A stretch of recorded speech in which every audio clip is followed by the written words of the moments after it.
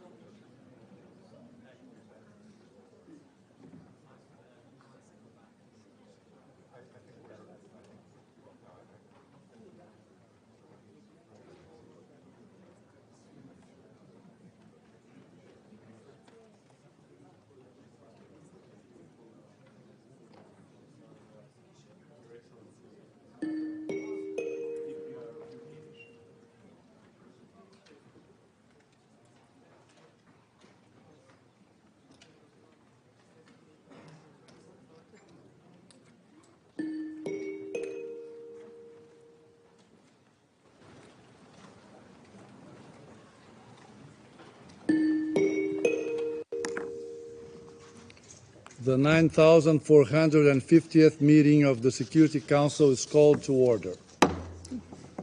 The provisional agenda for this meeting is Security Council Resolutions 1160/1998, 1199/1998, 1203/1998, 1239/1999, and 1244/1999. The agenda is adopted. In accordance with Rule 37 of the Council's Provisional Rules of Procedure, I invite the representative of Serbia to participate in this meeting. It is so decided. On behalf of the Council, I welcome Her Excellency Ms. Ana Brnabić, Prime Minister of the Republic of Serbia, and I ask the protocol officer to escort her to the Council table. In accordance with Rule 39 of the Council's Provisional Rules of Procedure, I invite Ms. Caroline Ziadeh, Special Representative of the Secretary General and Head of the United Nations Interim Administration Mission in Kosovo, to participate in this meeting. It is so decided. In accordance with Rule 39 of the Council's Provisional Rules of Procedure, I also invite Mrs. Vjosa Osmani Sadriu to participate in this meeting. It is so decided. The Security Council will now begin its consideration of item 2 of the agenda. I wish to draw the attention of Council members to document S/2023/735, the report of the Secretary General on the United Nations Interim Administration Mission in Kosovo. I now give the floor to Ms. Caroline Ziadeh. Obrigado, Senhor Presidente. Mr. President, distinguished members of the Security Council, Excellencies, ladies and gentlemen, I am honored to update the Council on recent key developments in Kosovo. I trust that you had time to go through the Secretary General reports. Said report covers the period from 19th of March till 18th of September. However, I will begin my statement today by bringing to your attention a serious security incident that took place on the 24th of September near Banjska village of Zvečan municipalities in northern Kosovo.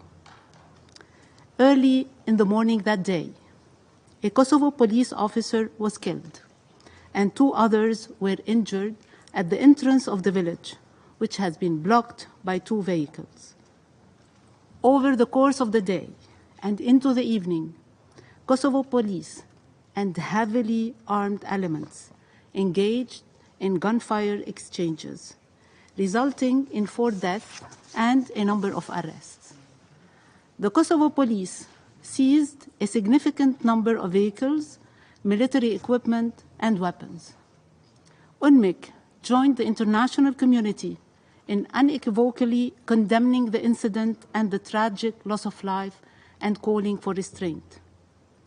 It is essential that the investigations currently underway provide the opportunity to factually document these events and hold perpetrators accountable. The major events on 24th of September exacerbated an already deteriorating security environment, characterized by an atmosphere of mutual suspicion and contradictory perceptions touching much of the population, especially in northern Kosovo and among Kosovo Serb communities elsewhere in Kosovo. Mr. President, in the days, weeks, and even months leading up to the 24th September, political and security tensions in northern Kosovo steadily rose in the absence of tangible progress in the EU-facilitated dialogue. The high-level meeting held on the 14th of September in Brussels produced no consensus on the sequencing for the implementation of prior agreements. This was, yet again, an opportunity missed to engage constructively towards a program for the implementation of the parties' respective commitments under the agreements made in Brussels and Ohrid earlier this year. Both sides have exchanged inflammatory public allegations, damaging the fragile communication channels between the communities in Kosovo and between political leaders in Belgrade and Pristina.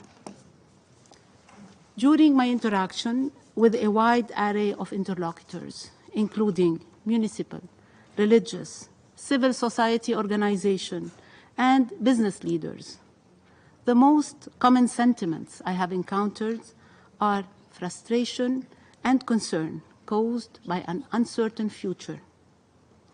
Tensions and anxiety across Kosovo, reported particularly from members of Kosovo Serb communities, have been fueled by divisive rhetoric narratives. Rather than stoking tensions through political messages directed at one group, elected leaders bear responsibility for addressing the security needs and broader socioeconomic concerns of all segments of society, regardless of ethnic, linguistic, or political background. Mr. President, setbacks like the boycott by the Kosovo Serbs of the 23rd local elections in northern Kosovo, where they represent the majority of the population, ensuing questions of adequate political representation, and the terrible violence on the 29th of May that led to serious injuries of 93 KFOR personnel as well as civilians represent grave dangers to achieving long-term peace and stability. The current political impasse, with its impact on the security and well-being of the population, can only be overcome through compromise that should be worked out in the dialogue between Belgrade and Pristina.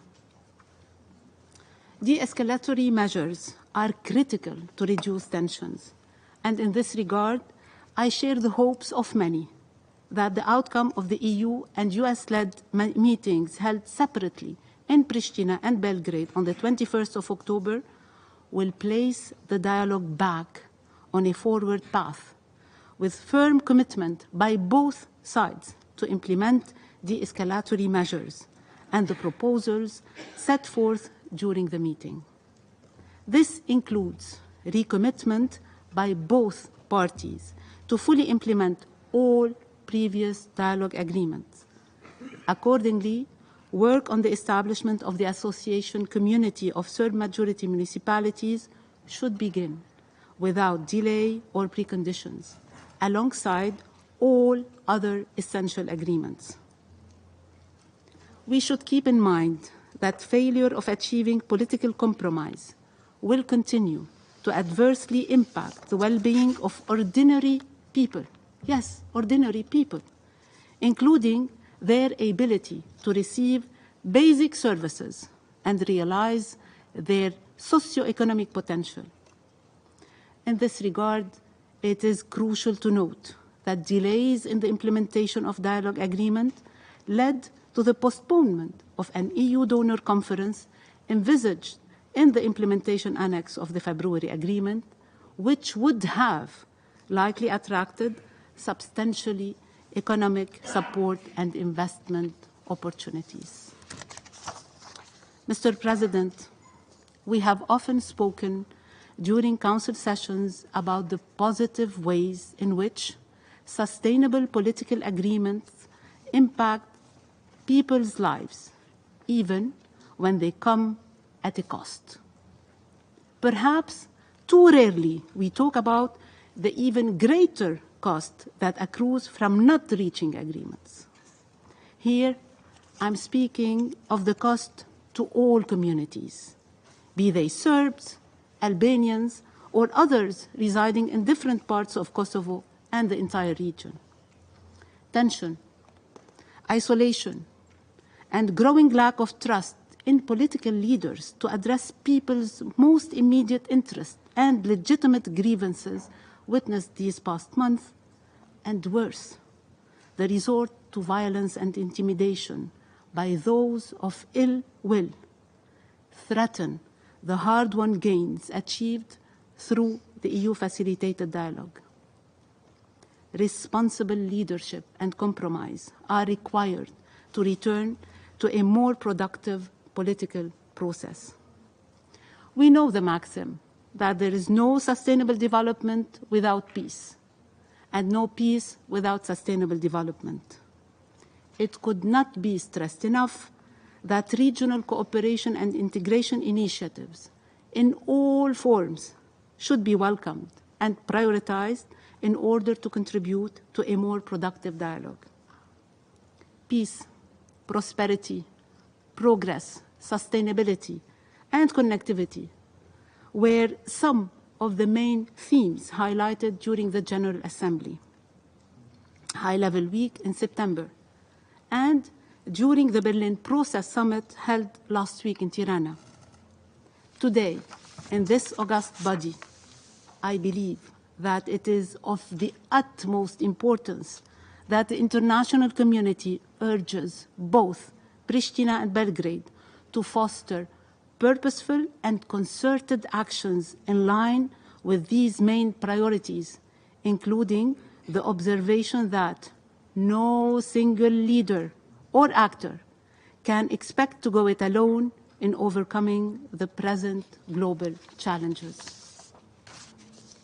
Mr. President, I have already pointed out in my statement of April this year, and it should be repeated today, the need for clear and continuous communication with the public on issues affecting their livelihoods, health, and human rights. Issues such as land expropriation and the freedom of movement of people and goods, including across the administrative boundary line. The work of rule of law institutions must be anchored in the human rights framework and should be clearly and publicly explained and communicated to avoid misperceptions and ensure equality of all before the law. I have welcomed the adoption of a law regulating the application process for the status of conflict-related sexual violence survivors by the Assembly of Kosovo.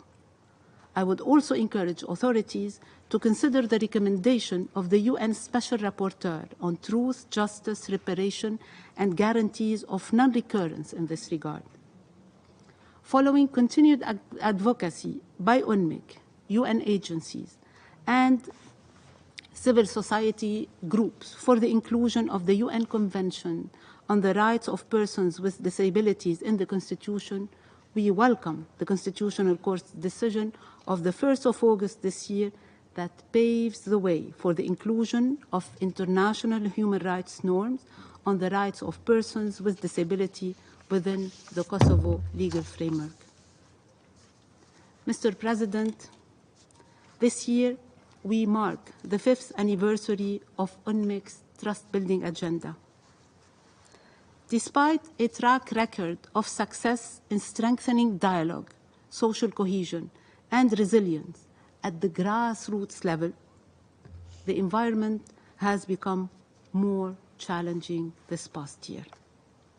Nonetheless, we remain strongly committed to continue to work with our partners from all communities in Kosovo to foster communication and understanding among people. Doing so, nurture the ground for acceptance of the difficult but essential compromises necessary to achieve progress in the dialogue at the leadership level. As announced 6 months ago, the Barabar Center was launched with support from UNMIC and the Pristina municipality. Partnership at its best. Used in both official languages in Kosovo, Albanian and Serbian. The word Barabar means equality and fairness, and we need equality and fairness. The center is a safe space in the heart of Pristina where people from all walks of life and all communities can meet to freely deliberate and transcend divisive narratives. Since its opening in May this year, the Center has organized more than 40, yes, 40 multi-ethnic events, demonstrating that even during challenging times, it is possible and indeed desirable to get the people together. To advance both women and youth peace and security agenda, the mission continues to support women-led civil society organizations and encourage involvement of youth and women leaders in decision-making at all levels. We support initiatives aiming to promote active and meaningful participation of women in political processes and to integrate gender perspective into the normalization process between Belgrade and Pristina. We will also continue to support young people, including through the annual UN Youth Assembly in Kosovo. The 5th Youth Assembly this year was held at the height of the political tension. Still, more than 150 youth leaders from across Kosovo and the region came together and constructively addressed critical issues, including combating misinformation and hate speech, youth decision-making, and stopping domestic violence, just to name few. We thank the UN Kosovo team for their close cooperation in this regard. Together with our partners, the mission ensures equal access to justice by improving courtrooms infrastructure, providing free legal assistance and representation to more than 2,000 people from all communities throughout Kosovo, and offering interpretation services. We will continue to do so. I wish to take this opportunity to commend the resilience of local actors, including UNMIC partners, committed women, men, and young people from all communities in Kosovo who, despite divisive narratives and challenging realities, work tirelessly to bring more understanding between their communities. Mr. President, I would like to reiterate UNMIC's support for the EU-facilitated dialogue with a sense of urgency in light of the instability that has characterized the current reporting period. We are committed to supporting all voices, rejecting zero-sum polarization in favor of compromise and collaboration. We will continue our trust-building work, even though we often hear that trust is at its lowest level at this moment. But our answer was, is, and remains, if not now, when? Let me say this again, and let me say it very clearly. Dialogue is the only way forward. Mr. President, before closing, I would like to take a moment to acknowledge the tremendous contribution of one of my key partners during a very challenging time in Kosovo, outgoing K4 Commander Major General Angelo Michel Ristuccia of Italy. His leadership was instrumental during the management of several crises that erupted over the past year. I also extend a special welcome to his successor, Major General Uzkan Ulutaş of Turkey, with whom I know we will enjoy a similarly close working relationship in fulfillment of our common mandate. I conclude by expressing my deep appreciation to you, distinguished members of the Council, for your support. This support is indispensable to UNMIC's continued work to help ensure conditions for a peaceful and normal life for all people in Kosovo. And I thank you, Mr. President. I thank Mrs. Yadeh for her briefing. I now give the floor to Her Excellency Ms. Ana Brnabić, Prime Minister of the Republic of Serbia. Thank you. Dear President of the Security Council, respected members of the Security Council, esteemed Special Representative, I would like to start by expressing my gratitude to the Secretary General of the United Nations, Antonio Guterres, and Special Representative of the Secretary General and Head of UNMIC, Ms. Ziade, for the attention they dedicate to Kosovo and Metohija. As always, I would like to emphasize the importance of regular and objective reporting on the situation in Kosovo and Metohija, autonomous province of the Republic of Serbia, in line with the Constitution of the Republic of Serbia, but also with the UN Charter, UN Security Council Resolution 1244, and basic principles of international law. I am thankful and grateful for the opportunity to share the views with those present and with the international public regarding the latest UNMIC report. I will do my best to abstain from overly bureaucratic language and present the views in a clear and straightforward manner, simply because the situation in the past 2 years, and I fully agree with Ms. Ziade, the situation in the last 2 years, and especially in the past 12 months, became so grave that we all need to try and understand, not as politicians, but first and foremost as human beings, what is happening and where to go from here, in order to provide at least a glimpse of hope to those in Kosovo and Metohija who suffer every day, at least a glimpse of hope that stability and long-term peace is in fact possible. Mr. President, from what we can all see on the ground, based on numerous examples in the past 12 months, the officials in Pristina, the administration in Pristina, regrettably, I have to say, to put it in the simplest form, have only three key messages for Serbs, other non-Albanians, and the international community.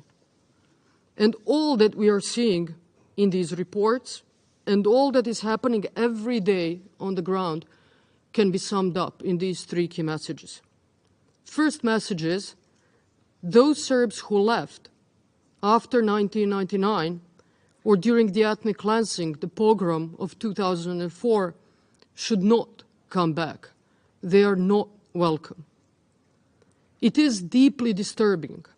It is unfortunate, but it is also embarrassing that Kosovo and Metohija remains, according to all relevant UN reports, a territory which, compared to all post-conflict territories in this whole crazy world of ours, has the least number of returnees. Less than 2% of displaced people returned to Kosovo and Metohija. Less than 2%. And this is not by accident.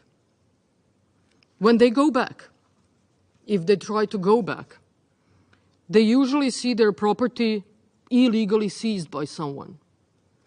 They then, obviously, go to authorities to report usurpation and to ask for assistance, hoping for justice and hoping for fairness. On most occasions, instead of getting assistance, they find themselves arrested and end up in prison. Just in the past few months, to cite few examples, individuals such as Dušan Arsić from Matica near Pristina, Časlav Jolić and Gavrilo Milosavljević from Istok, Milorad Đoković from Vitomirac, were all arrested, all of them, on the charges of war crimes. Although they entered Kosovo and Metohija on multiple occasions in the past and were never arrested or charged with anything whatsoever until such time when they asked for their private property, their land, their homes, to be returned to them. At that point in time, the charges suddenly emerged, only after a legal process of reclaiming usurped property had actually begun. This is a clear message to displaced Serbs from the official Pristina. Do not return, you're not welcome. Hence, again, the humiliating fact. Kosovo and Metohija remains world champion in the least number of returnees of all of the post-conflict territories across the world. Second message that is being sent to Serbs in the most brutal ways is this. Those who stayed, who still live on the territory of Kosovo and Metohija, and who want to stay, should leave. Through months and years of systematic, outright annulment of even the most basic human rights for Serbs and other non-Albanians, turning their lives into a constant nightmare of insecurity caused by total and utter absence of the rule of law, and marked by arbitrary decision-making on who, when, will be arrested, taken into custody, beaten up, tortured, humiliated, kept in prison for unknown periods of time, wondering if your children, brothers, fathers, husbands will be shot at freely simply because they are Serbs, if your priests will be deported, your property confiscated, if those who shoot at you and those who beat you up will always, as a rule, always be let to walk free, is happening every day in Kosovo and Metohija. By doing that, every day of every week, of every month, of every year, for the past few years, Pristina has managed to generate a dangerous security crisis, as we have seen also in the latest UNMIK report. What we see in Kosovo and Metohija today is comprehensive political, legal, institutional, and physical violence against Serbs. From a human standpoint, I have to say, the absolute turning point when everyone, I think everyone understood that what Pristina wants is for Serbs to leave, wasn't actually the attempt at murder of the 11-year-old boy, Stefan Stojanovic, and his 21-year-old cousin Miloš, while participating in Christmas procession in Gotovuša near Štrpce.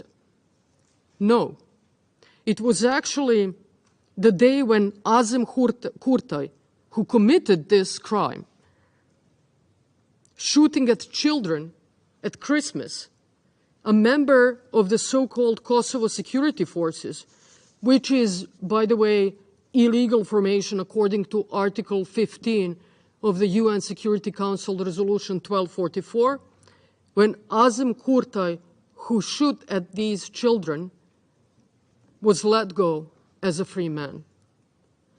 Again, Azem Kurtaj, who shot and wounded 11-year-old child on Christmas, is today in Kosovo and Metohija a free man. He was granted a complete amnesty by Pristina judiciary. And that is perhaps all that anyone needs to know about the rule of law in Kosovo and Metohija. And all anyone needs to know about conditions in which Serbs and other non-Albanians live in Kosovo and Metohija today. So let me pose this question to all of us here. When an Albanian, a member of the so-called Kosovo security forces, shoots and severely wounds a child and is then proclaimed a free man, is this not a call by official Pristina for anyone else to shoot at Serbs, terrorize them, wound, kill them? Why wouldn't they? There is no consequence of such acts. The amnesty for Kurtaj is basically an open invitation for others to repeat these kind of acts. On the other hand, interestingly, in that same legal system, according to that kind of a standard of the rule of law, which free the criminal who shoots at children, if you are a Serb, like brothers Andrija and Mihailo Mitic, you get arrested and you get detained in prison for a month for not wearing seatbelt. Not wearing seatbelt. And you end up in prison for 1 month if you're a Serb. Unbelievable. Unbelievable. But the sad truth is this. This is what everyday life of Serbs in Kosovo and Metohija looks like today. And unfortunately, we have even more paradox examples. Slađan Trajković and Zlatko Arsić were both accused and arrested for alleged war crimes. Surprisingly, they both used to be members of the so-called Kosovo police, where in order to get employed, you had to obtain security clearances from Pristina. So they passed security clearances by Pristina, were accepted to the Kosovo police force, served for years as part of multi-ethnic policing, thanks to the implementation of the Brussels Agreement by Belgrade and Serbs in Kosovo and Metohija. And once they left the police, they were arrested and charged as being war criminals. Slađan Trajković, who was part of the Kosovo police since 2013 and passed all the security clearances, was arrested on 15th of December, is still in custody, now for over 10 months. Zlatko Arsić, who was within Kosovo police even longer, and surprisingly, he was also awarded a medal by Pristina for serving in Kosovo police as an honorable man. Well, he was arrested on 7th of March.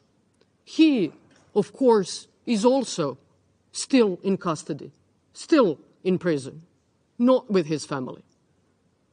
So the very simple truth is, in today's Kosovo, if you're a Serb, you can be arbitrarily arrested, charged, and kept in custody for as long as their politicians wish. And that is happening in the presence of KFOR, UNMIK, and EULEX. Can you imagine what would the life be in Kosovo and Metohija if governed by Pristina without the presence of KFOR, UNMIK, and EULEX? Just from the beginning of this year, 6 Serbs were shot at, and no one was found criminally responsible. No one. 6 people shot, no one criminally responsible. In the past 2.5 years, there were unbelievable 434 ethnically motivated attacks on Serbs and their property. 434. 50% increase compared to the period before the administration of Mr. Albin Kurti. And we still don't know if anybody was held accountable or if any charges were pressed against any of the perpetrators. As a direct result of this terror, 11% of Serbs have left north of Kosovo and Metohija since Albin Kurti came to power. I will repeat this. 11% of Serbs left Kosovo and Metohija in the past 2 years due to the campaign of systematic and widespread violence against Serbs and deliberate creation of unbearable living conditions for them. In this regard, the question posed before this body is whether this serves as a reason for action or merely a cause for statements. And now, third clear message from the official Pristina to Serbs, but also to international community, is this. Agreements reached shall not be implemented. Those agreements, or parts of the agreements that were in fact implemented, will be annulled, blocked, or dismantled. As this report, UNMIK reports, clearly states, as did all others from the past 10 plus years, not a word of the Brussels Agreement as the first agreement on normalization was implemented by Pristina. this must change. High time for the establishment of the Community of Serbian Municipalities passed 5 or 6 years ago, but still this is something that needs to be done. The Community of Serbian Municipalities is an unavoidable element on which the implementation of any further agreement rests upon. But let me state clearly, it needs to be the Community of Serbian Municipalities in accordance with the signed agreements from 2013 and 2015, not just any organization bearing that name. Method of forming and adopting the statute of the Community of Serbian Municipalities, as well as its powers, have been clearly defined and cannot be subject to interpretation. General principles for establishing Community of Serbian Municipalities, its legal framework, and a detailed list of its competences are clearly stated in the agreement signed in 2015, signed by Isa Mustafa as the official representative of Pristina in the presence of the then EU High Representative Federica Mogherini. We all know that in the past 2 years, Pristina openly stated on several occasions that it has no interest or intention in the Community of Serbian Municipalities. To make things worse, in the past 12 months, Pristina has actively been undermining everything that was achieved through the Brussels Agreement. On 3rd of November last year, Albin Kurti removed the commander of the Regional Police Directorate North, effectively dismantling the multi-ethnic police force in Kosovo and Metohija, and directly contradicting Article 9 of the Brussels Agreement. Only after this action did representatives of Serbian people left institutions in Pristina. This departure occurred after Kurti essentially expelled them from those institutions. As yet another signal that they do not recognize or care for the Brussels Agreement, on the 4th of August, amidst the security crisis in northern Kosovo and Metohija, Pristina tried to revoke the license of telecom company, MTS. And this measure represents direct violation of the Brussels Agreement and the accomplishments achieved through this agreement. Then on 14th of June, Pristina also directly breached the Central European Free Trade Agreement, CEFTA. And not for the first time, ban on the movement of Serbian goods or goods from Central Serbia in Kosovo and Metohija directly violates principles of free trade, CEFTA agreement, Chapter 4 of the Stabilization and Association Agreement between the EU and Pristina. As a direct consequence, Serbs and other non-Albanians in Kosovo and Metohija are finding it increasingly difficult to access food and medicines. We have looming humanitarian crisis. Healthcare institutions in predominantly Serbian areas cannot procure basic medical supplies such as oxygen.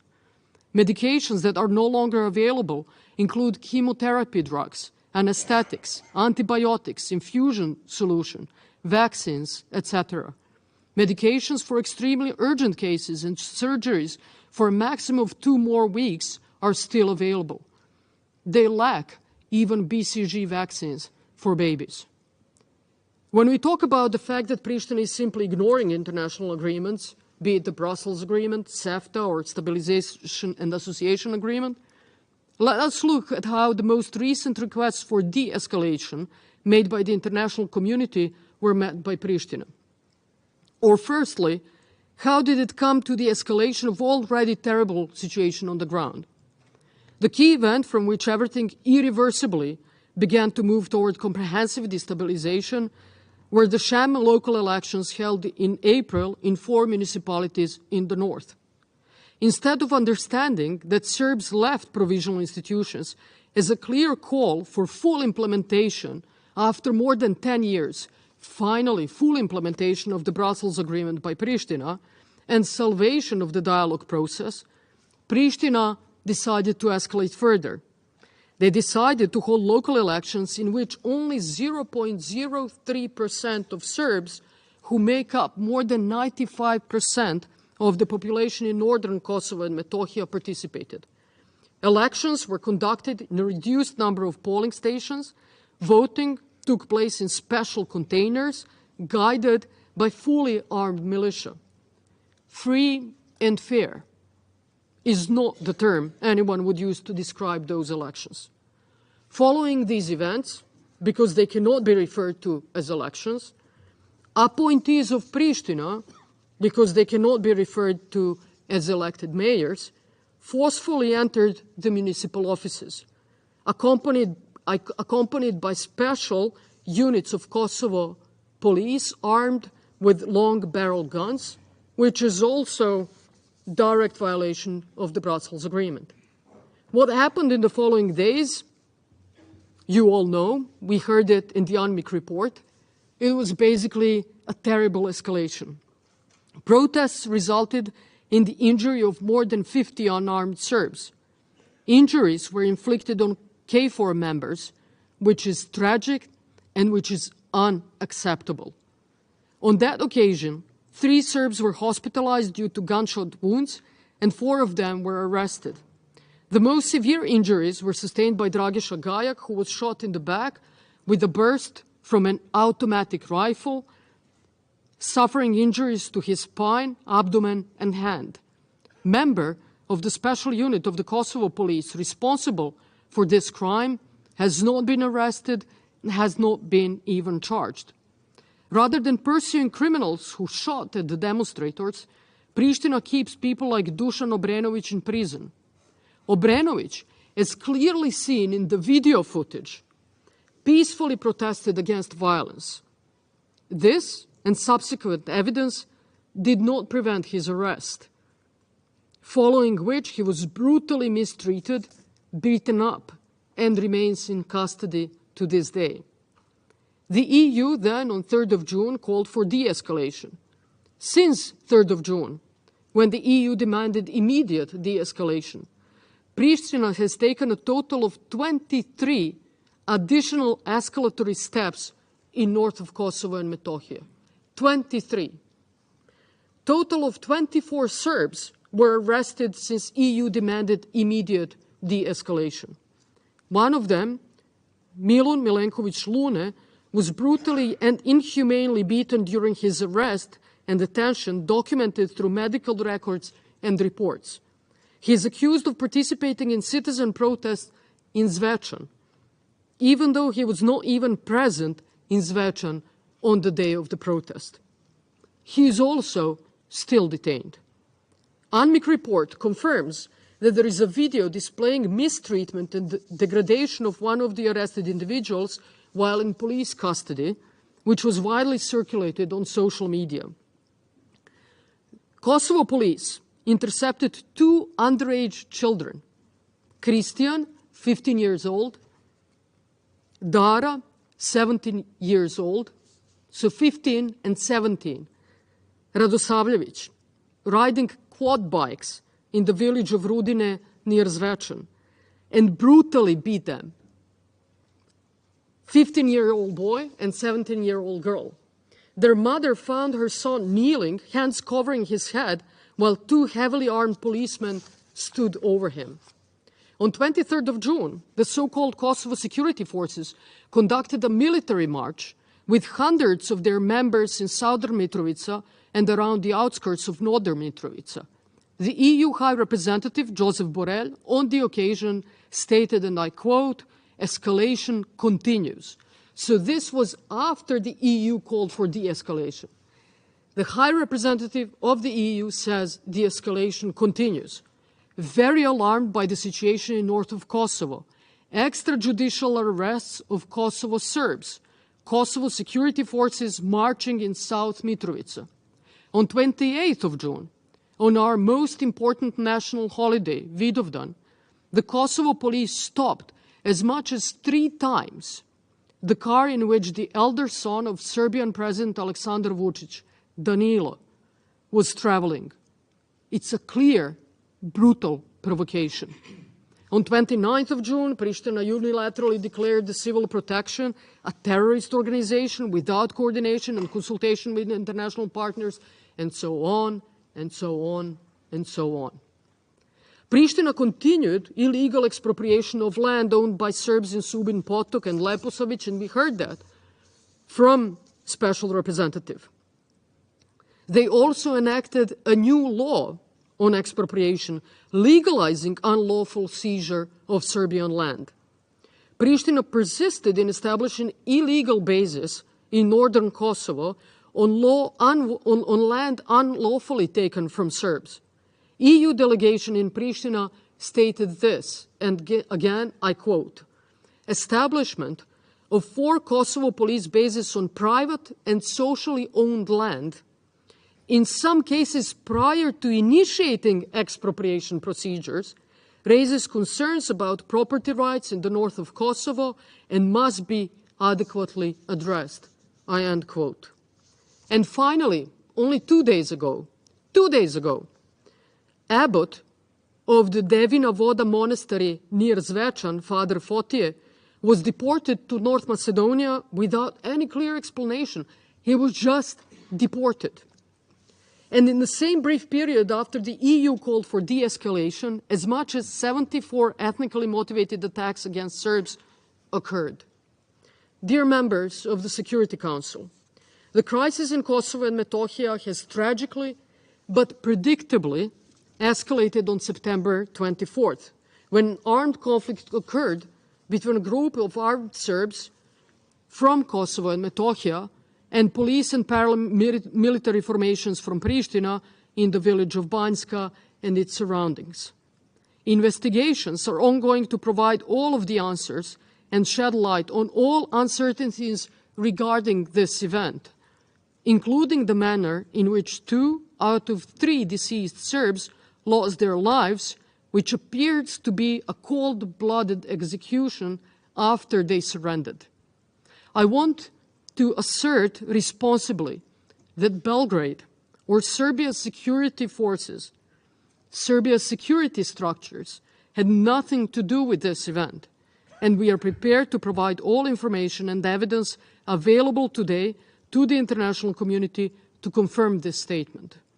I would also like to use this opportunity to express my sincere regret for the loss of human lives, and I hope it never happens again. Events in Banjska are a logical consequence, unfortunately, of the reign of fear and terror that Priština decided to enforce despite clear demands for de-escalation from the international community, precisely counting on the peaceful resistance of the Serbian people in northern Kosovo and Metohija to become something more. To sum up, we have been continuously and repeatedly expressing concerns about the dangers that may arise from Priština's refusal to fulfill the obligations undertaken in the dialogue with Belgrade, facilitated by the EU. Current situation on the ground is inevitable consequence of a series of more than a dozen unilateral actions by Priština. Displaced Serbs cannot return to Kosovo and Metohija. When they try, men get arrested, and women, like Dragica Gašić, threatened and terrorized. Those Serbs who stayed live in terror and insecurity every hour of every day. Priština basically wants them out and is demonstrating that in clear terms. 11% already left. Make no mistake, what we are testifying is a campaign of silent ethnic cleansing, campaign of systematic and widespread violence against Serbs, deliberate creation of unbearable living conditions for them, consists of gradual but permanent denial of basic human rights, attacks by members of armed Priština formations, physical assaults on Serbs and their property, false indictments. All previous agreements, and I'm finishing, all previous agreements from the dialogue that have been brutally violated, dealing a fatal blow to the very idea of negotiations, normalization, and reconciliation. These repressive and ethnically motivated actions were carefully calculated to provoke reactions from Serbs in northern Kosovo and Metohija, only for such responses to be later exploited to continue and intensify reprisals and terror. And finally, let me underscore this in the simplest possible terms, what the goal of the Republic of Serbia is. 1, implementation of all past agreements, namely the Brussels Agreement and the establishment of the Community of Serbian Municipalities in line with the agreements reached in 2013 and 2015. 2, security for our people, security for all the people living in Kosovo and Metohija. While the dialogue continues and we search for compromise that will ensure long-term peace and stability, historic reconciliation between Serbs and Albanians, prosperity, please help the people living in Kosovo and Metohija, Serbs as well as other non-Albanians, to live in peace, enjoy basic freedoms, safety and security without constant intimidation and prosecution. Third, we stand for and firmly believe in the principles of international rule of law, UN Charter, and will continue calling for the full respect of the UN Security Council Resolution 1244. 4, peace and stability. Together, let us take steps to prevent the crisis from spiraling out of control completely. Dialogue is the only way to solve the problems in Kosovo and Metohija. At this point in time, the most rational approach would be for KFOR, in line with its mandate from UN Security Resolution 1244, to temporarily assume full responsibility for security in north of Kosovo and Metohija. And we call for new elections in the north of Kosovo and Metohija to be held as soon as possible. I can only say that Belgrade will remain committed to the dialogue despite all of the difficulties. Thank you very much. I thank Her Excellency, the Prime Minister of the Republic of Serbia, for her statement. And I'll give the floor to Ms. Osmani Sadriou. Good afternoon, Mr. President, members of the Council, distinguished guests. I had the honor of speaking to this Council just a few days ago, giving voice to thousands of survivors of sexual violence from the last war in Kosovo. It is when you speak of the pain of those who suffered most that you are reminded again and again of the suffering that wars bring to the most vulnerable. But the story of the survivors of Kosovo is one of resilience, one of turning pain into strength, one of turning agony into positive contribution for their society and their country. As I said that day, the victims of sexual violence during the war in Kosovo chose not just to survive, but to thrive. That is their story. And ladies and gentlemen, that is also the story of Kosovo. A free, independent, sovereign, democratic, and a thriving republic. And it will be so for as long as Earth circles the sun. I speak to you today as the president of a country that has lost around 13,000 people in just a few months of war, with thousands left unaccounted for through enforced disappearance, with the highest number of children killed per capita of any war in former Yugoslavia, with almost every house destroyed, with thousands tortured as political and war prisoners, with thousands raped as a tool of war, with around 80% of the people of Kosovo forced to leave their houses, with practically everything burned down to ashes. And yet again, we chose to rise from the ashes, to rebuild our lives, and build a future where all of our people, no matter their background, can live in a country free of fear, discrimination, or propaganda that can spur violence. A country where the principles of democracy, human rights, and the rule of law are the main pillars on which we stand, and a country that values its alliances and partnerships as the bedrock of our successes. We're also a country that has extended a hand of cooperation to our neighbor Serbia, and we participate in a dialogue through which we would peacefully resolve all of our remaining differences. We decided to do so despite Serbia never having asked for forgiveness, never showing a sign of repent for the crimes committed by the Milosevic regime, never having accepted the reality that happened in front of the eyes of the world. But instead, they remain in a state of denial and make every possible effort to take our region back to the 90s. I am here to say that we will not let that happen. I'm here to confirm the commitment of the people of Kosovo to walk forward, not backwards. I'm here to reconfirm the commitment of all the institutions of Kosovo to not allow that setback that would put at risk the hard-won freedoms that we have achieved together with so many of you, together with democracies from all around the world. Because the sovereign and free Republic of Kosovo is one of the greatest successes in humankind history, and a testament to what democracies can achieve when they stand together against autocracies and genocidal regimes. And this outstanding example of unity in the face of adversity is as important now as it was back in the 90s. Which is why I believe this is not just another meeting of the UN Security Council on Kosovo. On September 24th, the people of Kosovo woke up to the news of a police sergeant killed and another one wounded in the early morning hours. That day, the Republic of Kosovo was a target of an act of aggression by Serbia through terrorist and paramilitary groups.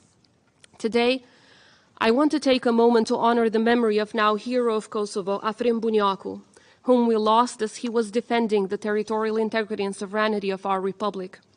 Heroes like Afrim Bunyaku remind us on a daily basis how precious freedom is and how vigilant we ought to be to defend it. May he rest in peace, and his memory serve as a reminder to all of us of the imperative of standing up to authoritarian and malign forces, not just in the Western Balkans, but all around the world. Ladies and gentlemen, after the 24th of September, everything has changed and much remains a constant at the same time. On one hand, Kosovo's commitment to protecting our sovereignty, promoting and advancing rule of law and democracy, as well as fostering positive neighborly relations, remains unwavering. On the other hand, Serbia's determination to destabilize the region, to occupy land, and to replicate Milošević and Putin's playbooks is at its peak.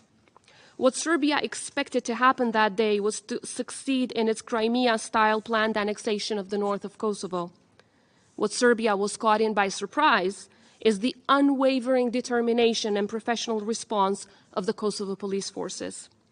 During the attack and ever since, Kosovo institutions have maintained close coordination with international security presence in the country.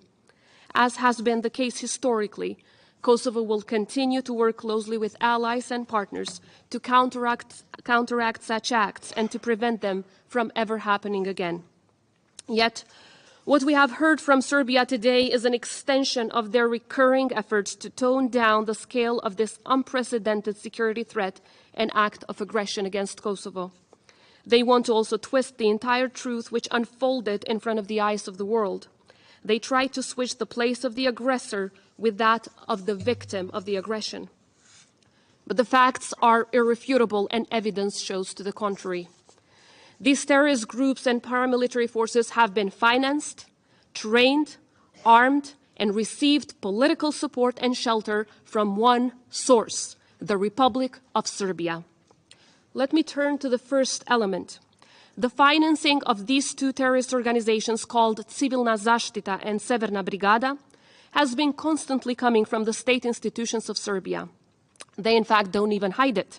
They appoint them as parallel, albeit illegal and criminal structures to function in the Republic of Kosovo and then give them monthly payments.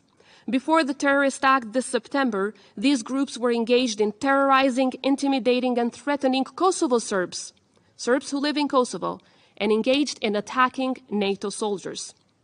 Let me repeat, paid by Serbia, financed by Serbia to attack none other than Kosovo Serbs. Now turning to the second element, the training of these terrorist organizations. As the investigation shows, there's been constant military type training of these terrorist groups in the military bases of Serbia, including in Pasulanske Livade and in Raška. There's video evidence of it, and Serbia state institutions, especially defense institutions, even proudly admit training these terrorist organizations. Moving on to the third element, the arming. The weapons that we have confiscated from the terrorists only that day amount to weapons that can be used by as much as 400 people. Most of them are military-grade weapons that are only produced in the military state industry of Serbia, many produced in 2022 and some only 6 weeks before the attack. The weapons and armored vehicles were smuggled in through illegal routes, and some of the arms came in through vehicles with false NATO signs on them that these terrorists had put on their armored vehicles full of weapons, including full of little green men uniforms. Sounds familiar, right? And finally, the fourth and perhaps the most important element, the political support by and the sheltering of terrorists in Serbia. Radojcic, the leader of the terrorist group who openly admitted being in charge of this attack, is one of the closest collaborators and partners of Serbia's president. He even sits in National Security Council meetings in Serbia, right next to the Serbian president, and is still walking free around Serbia, despite admitting leading that attack. In addition to that, Serbia made sure to announce a day of mourning for those terrorists who killed a police officer while defending our country from aggression. And let us not discard the massive propaganda and constant hints that have been given on the streets, in football matches, in interviews, and all around Serbia ahead of the September 24th act of aggression. The infamous saying, "When the army returns to Kosovo," appeared in graffitis all over Serbia and all the way to Russia. In the light of this evidence, we must set one thing clear. This is not some quarreling between two countries or a blame game. What happened on September 24th was not just an attack on Kosovo. It was a plan to destabilize the entire Western Balkans. This was an attack against democracy and freedom, as well as peace and stability, which you have helped build. Thus, we must be in this together. The response of the international community was united in unequivocally condemning this terrorist act against Kosovo. The amount and types of weapons confiscated represented a significant threat to the safety of not only Kosovo citizens, but also international personnel, including NATO troops. The US, the UK, the EU members and other countries have called for everyone involved in planning and carrying out this attack to be held accountable, and stated that Serbia must fully cooperate. While condemning the act of these paramilitary and terrorist groups, the international community widely praised the reaction of Kosovo police as very professional and in full coordination with NATO forces as well as ULEX. Today, the Kosovo police stands proud as the epitome of professionalism and diversity within the region's law enforcement landscape and beyond. It exemplifies a resounding success story that has unfolded over the 2 decades of our free republic. This remarkable achievement is a testament to the unwavering commitment of our institutions to the cause of law enforcement, but also the visionary partnership of our international allies that support us in this regard. Whether in the south or the north, east or the west, the police's unwavering mission is one and only: instilling trust, safety, and security in neighborhoods and communities across the entire country. Mr. President, Council members, while Vučić aims to cover his true intentions, his acts reveal his underlying motives. He wants more territory. It is that simple. It is, however, that much concerning. And to everyone acting in disbelief that someone would do something like that and use the 90s tactics in 2023, I say, rationality always parts ways with autocrats. Rationality stands no chance among malign intentions, expansionist appetites, and imperialist ambitions. It is utterly unfortunate that Serbia sees violence as a solution to everything. Only in the past few months, Serbia abducted 3 Kosovo police officers within the Kosovo territory, attacked countless journalists, as well as attacked 93 KFOR soldiers through their illegal gangs. And as confirmed by the White House National Security Council, there has been, I quote, a large Serbian military deployment along the border with Kosovo. Calling it a destabilizing development, the statement went on confirming, I quote, unprecedented staging of advanced Serbian artillery, tanks, mechanized infantry units. Serbia only pulled some of its troops from the border after the U.S. warnings that it could face punitive measures. But significant military forces continue to be permanently based in the area, with Serbia's 48 forward operating bases around the border with Kosovo. Ladies and gentlemen, a clearer understanding of the situation also requests a better understanding of the mastermind behind it all.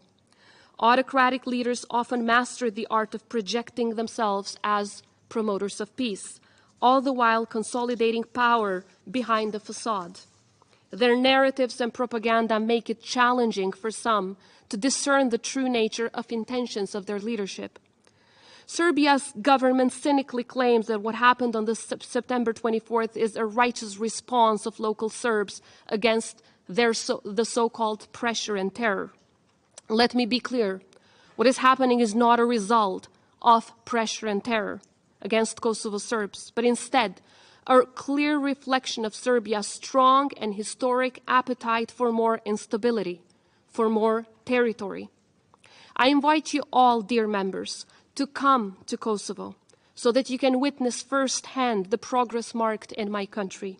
We have made significant strides in establishing one of the most advanced constitutional and legal frameworks in the world that steadfastly protects the rights of minority communities. And what I believe is hard to find in the vast majority of countries around the world, the Serb ethnic minority in Kosovo, that comprises about 3 to 4% of our entire population, holds a veto power over amendments to the Constitution and any law deemed to be of vital interest, ensuring their say in key legislative decisions that relate to education, religion, rights of communities, local election reforms, municipalities, use of language, use of symbols, and other decisions. That is, even if over 90% of the members of parliament would vote in favor, nothing can pass without their consent.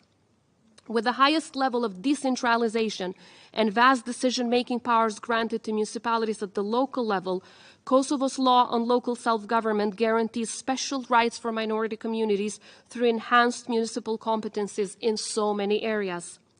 This all stands as a testament to Kosovo's commitment to creating an inclusive and diverse society where the rights of all its citizens, including minorities, are protected and upheld. I keep repeating, and I will say this again to every Serb living in Kosovo. Kosovo is your home as much as it is mine. I want to work with each and every one of you to make it a home where you prosper and thrive and contribute to make it a better place for all. The Constitution and legislation in force provide for strong protections on the rights of Kosovo's Serb community to use their language at all levels, both national and local. The Serb language has the status of an official language in all the territory of Kosovo, while education as well as other services are guaranteed also in their language. Recognizing the profound significance of cultural heritage, our Constitution guarantees the Orthodox Church a special level of protection in our country, further cemented by the law on special zones, while independent and professional assessment confirm that Orthodox churches in Kosovo enjoy a high level of security. Yet, as I speak of enhanced and advanced rights for Kosovo Serbs and every minority community in Kosovo, ethnic cleansing through administrative means, as qualified by the Helsinki Committee for Human Rights, is ongoing in Serbia, more precisely in the Preševa Valley. Through the passivization of residence addresses, the Serbian government is tracelessly, that is even without issuing any written notice or document, wiping out Albanians from the civil registry of Serbia and as a result, denying them of all of their basic rights. These violations of rights also confirmed by the US State Department reports, as well as some of the latest resolutions of the European Parliament, are further exacerbated by the hate speech and discriminatory language which is routinely used by media and politicians in Serbia. Dear members of the Council, justice. Justice is the centerpiece of our every action. Rule of law is the bedrock of our governance. It is shameful but also unacceptable how Serbia attempts to label our rule of law efforts as acts against Kosovo Serbs. This false play of the interethnic crime card to undermine our pursuit of justice is a strategy we fervently reject. We stand ready and very resolute in our resolve to combat crime and criminal organizations with an unwavering commitment that transcends ethnicity, religion, or any other background. A criminal is a criminal, no matter their nationality. In our relentless pursuit of justice, we adamantly uphold and unwaveringly adhere to highest standards of human rights. Anything contrary to this is not and will never be acceptable to us. And I have, as President, raised my voice every single time these standards were not upheld. Furthermore, it has now become a standard practice to have the presence of international community in a monitoring capacity in all of these processes. But to put things in perspective and to speak of the actual cases that are classified as cases of interethnic crime, I am proud to say that since 2008, the year of our independence, when the level of interethnic crime was a total of 63 cases that year, we have witnessed a trend of constant reduction over the years. In 2023, the total number of interethnic crimes is 19 cases, 19, out of which almost 70% consist of chanting, swearing, and graffitis. But we are committed, dear members, to bring that number down to zero. Let me be clear. In Kosovo, we have a shared endeavor, one that unites us in a common cause to safeguard and strengthen our collective future. As we navigate the path forward, we want to continue to build bridges and advance together toward a brighter tomorrow, one that not only fulfills our aspirations, but also secures the well-being of all of our citizens and communities. In our efforts to advance the rights of every community, and in this case the Serb minority community, I confirm that we are willing to do even more for the Serbs in Kosovo. But we will not give Serbia instruments through which they can destroy the lives of Serbs who live in Kosovo and try to continuously diminish our sovereignty and territorial integrity. Ladies and gentlemen, Kosovo, once a symbol of suffering because of the genocidal war waged by Milosevic, has emerged today as a shining example of democracy in the Western Balkans and beyond. Its remarkable journey has been recognized by international reports and publications showcasing the incredible strides the country has taken. With a vibrant civil society, a flourishing economy, and a resilient population, Kosovo stands as a testament to the transformative power of determination and the pursuit of democratic ideals. Its story of resilience and hope that proves that even in the most challenging circumstances, the ideals of democracy can be ignited and can flourish. International reports and publications have consistently highlighted Kosovo's remarkable democratic progress. Our commitment to human rights, rule of law, and good governance has garnered well-deserved praise with many observers such as Transparency International, World Justice Project, Freedom House, World Press Freedom Index, and VDEM lauding Kosovo as a model for other countries in the region. Kosovo stands out today for its remarkable progress in the fight against corruption, for rule of law, media freedom, political freedoms, and civil rights, as well as democratic elections. Obviously, these international organizations are showcasing the truth and not the propaganda that you have heard from Serbia today. As the youngest democracy in the Western Balkans, Kosovo has embraced its state-building journey with an unparalleled dedication to fostering an inclusive, transparent, and participatory democracy. Its successful endeavors in building a strong democratic foundations are an inspiration to the region and a symbol of what can be achieved when the pursuit of democracy takes center stage.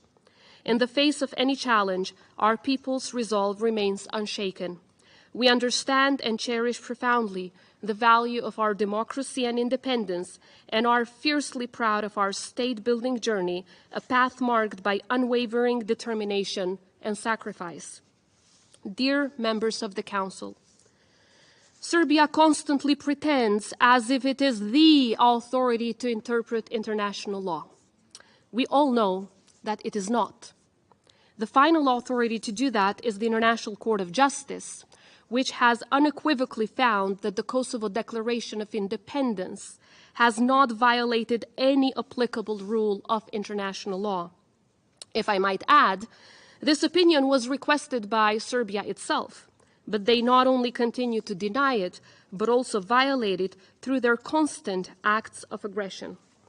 And since today, we're led by the Brazilian presidents of the UN Security Council, I would like to honor the memory and legacy of one of the greatest minds of international public law and international humanitarian rights law, the former ICJ judge, the late Judge Trinidade of Brazil. In his opinion, in the case of Kosovo's declaration of independence before the ICJ, he stated, "No state can invoke territorial integrity in order to commit atrocities, nor perpetrate them on the assumption of state sovereignty, nor commit atrocities and then rely on a claim of territorial integrity, notwithstanding the sentiments and resentments of the people victimized. What has happened in Kosovo is that the victimized people have sought independence in reaction against systematic and long-lasting terror and oppression perpetrated in a flagrant breach of the fundamental principle of equality and non-discrimination. The basic lesson is clear. No state can use territory to destroy population. Such atrocities amount to an absurd reversal of the ends of the state, which was created and exists for human beings, and not vice versa." Judge Trinidade ends his opinion with the following: "States transformed into machines of oppression and destruction cease to be states in the eyes of their victimized population. Thrown into lawlessness, their victims sought refuge and survival elsewhere, in the jus gentium, in the law of the nations, and in our times, the law of the United Nations. I dare to nourish the hope that the conclusion of the present advisory opinion of the International Court of Justice will mark the closing chapter of yet another long episode of the timeless saga of humankind in search of emancipation from tyranny and systematic oppression." End of quote. We all had the hopes of Judge Trinidade. Unfortunately, as long as there are dictators who search for more territory rather than care about the people, we'll continue to face the challenges of tyranny. In the face of such challenges, we should never fall into the trap of both-sidism. We are witnessing a tendency to apply the principle of both-sidism when confronted with complex issues. This approach aims to appear balanced and impartial by giving equal weight to opposing perspectives. However, it also more often than not risks to lead to a fallacy that undermines the very essence of democracy. When we fail to unequivocally call evil by its true name, we risk to create space to moral equivalence between right and wrong, virtue and vice. This approach obscures the fundamental values and principles that democracies are built upon: justice, human rights, and the rule of law. In doing so, this opens the door to manipulation and deceit by authoritarian regimes, who exploit this reluctance to take a strong, principled stand against their actions. We have seen it in our part of the world, and we are seeing it in Ukraine. Authoritarians exploit the gray areas created by both-sidism, using it as a tool to sow confusion and weaken democratic institutions. In the face of an ever-growing bond between the world's autocrats, democracies must stand firm in their principles and values. for it is the only way to preserve their resilience and protect the democratic freedoms. In face of such hybrid actions through the act of aggression by Serbia, we ask our international partners for strategic clarity and determined actions to prevent acts of aggression by Serbia from ever happening again. In a resounding call for peace and security, our plea is clear and unyielding. Kosovo needs substantial security guarantees within the Euro-Atlantic security framework. As we move forward, we should focus on halting Serbia's support for terrorist activities against Kosovo, urging them to cooperate in the investigation of the recent terrorist attack and hand over to us the terrorists involved. Moreover, increase the security around Kosovo's border with Serbia and adopt clear measures against Serbia's leadership as a deterrence. A resolute message at this point would underscore a commitment to safeguarding peace and security in the entire region, but also in the entire European continent. Most importantly, it would showcase that the democratic world does not stand idle in the face of autocratic and hegemonic regimes. As President Biden recently said, you know, history has taught us that when terrorists don't pay a price for their terror, when dictators don't pay a price for their aggression, they cause more chaos and death and more destruction. They keep going, and the cost and the threats to the rest of the world keep rising. Dear members of the Council, we must not let propaganda win. We must fight for the truth. There is only one truth that can be evidenced, and that is that Kosovo has been a victim of an act of aggression by Serbia. That Serbia is terrorizing Serbs who live in Kosovo for the sake of stopping their integration within Kosovo institutions and society. That Serbia wants Kosovo territory, which they will never get. That Kosovo is the constructive party in the dialogue with a track record of implementing the vast majority of its undertakings. And that Serbia's list of non-implementation is so long that it would take us many, many hours to just go through it. That we want a full and swift implementation of the entirety of the Brussels Agreement of February 27th in a fair and balanced way. That while we were committed to peaceful talks with Serbia, they resorted to use of force. That we want justice and accountability, and Serbia wants denial and impunity. That we want peace, and Serbia has shown on the 24th of September that they, unfortunately, want war. But we will not let them have it. As we all know, democracy and freedom always prevail, because there's nothing that can stand in the way of a freedom-loving nation. Because no matter how hard the hurdles, no matter how thorny the road, no matter how painful the sacrifice, the people of Kosovo will never, ever give up on their freedom. Thank you. I thank Ms. Osmani Sadriou for her statement. I now give the floor to those council members who wish to make statements. I give the floor to the representative of Switzerland. Monsieur le Président. President, I would like to thank Special Representative of the Secretary General and Head of the United Nations Mission in Kosovo, UNMIK, for her statement. The presence of their Excellencies, Prime Minister Brnabić and President Osmani among us today testifies to the importance of this meeting. The close relations between the Western Balkans region and Switzerland draws their strength both from a shared history of more than 30 years and from a present marked by strong personal ties. In consequence, we are all the more committed to a stable and prosperous region, and we support the European prospects of Kosovo and Serbia.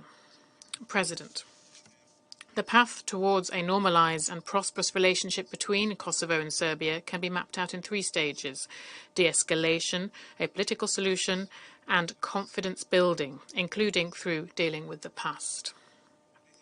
De-escalation is urgent. Since our last meeting 6 months ago, uncertainty and tensions between Kosovo and Serbia have continued to grow.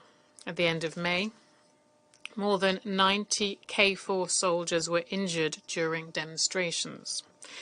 A new level of violence was reached with the attack on the 24th of September, which claimed the life of a Kosovar policeman and again caused several injuries. Switzerland condemns these acts of violence and calls on Serbia and Kosovo to return to calm. All parties must refrain from using and promoting violence and from unilateral and provocative actions, such as the deployment of troops close to the border.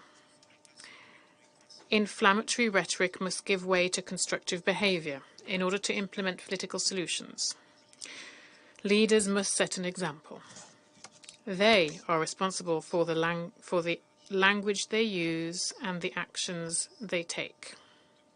Moreover, we call on all actors to cooperate fully with the investigation on the attack of the 24th of September so that the perpetrators are brought to justice.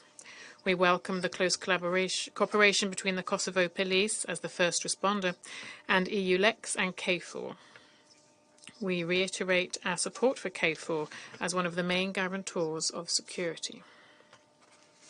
Switzerland calls on parties to engage fully in the dialogue facilitated by the European Union and to implement their commitments under the agreement on the path towards normalisation of relations between Kosovo and Serbia. This agreement represents the way forward to overcome differences and establish more peaceful relations. In support of the EU-led normalisation process, Switzerland offers an informal framework in which high-level representatives of political parties from both countries can discuss concrete steps towards normalisation. We furthermore welcome the important discussions that took place this weekend, and we hope that they will lead to concrete progress. We also reiterate that the participation of women and the integration of the gender perspective must be guaranteed throughout the process. Establishing a climate of trust, both between the parties to the dialogue and between the communities in Kosovo, is crucial. An important step in this direction is dealing with the past, which must benefit all communities, including the most marginalised, such as the Roma. We welcome the May Declaration on missing persons, and we actively support the search for and identification of missing persons.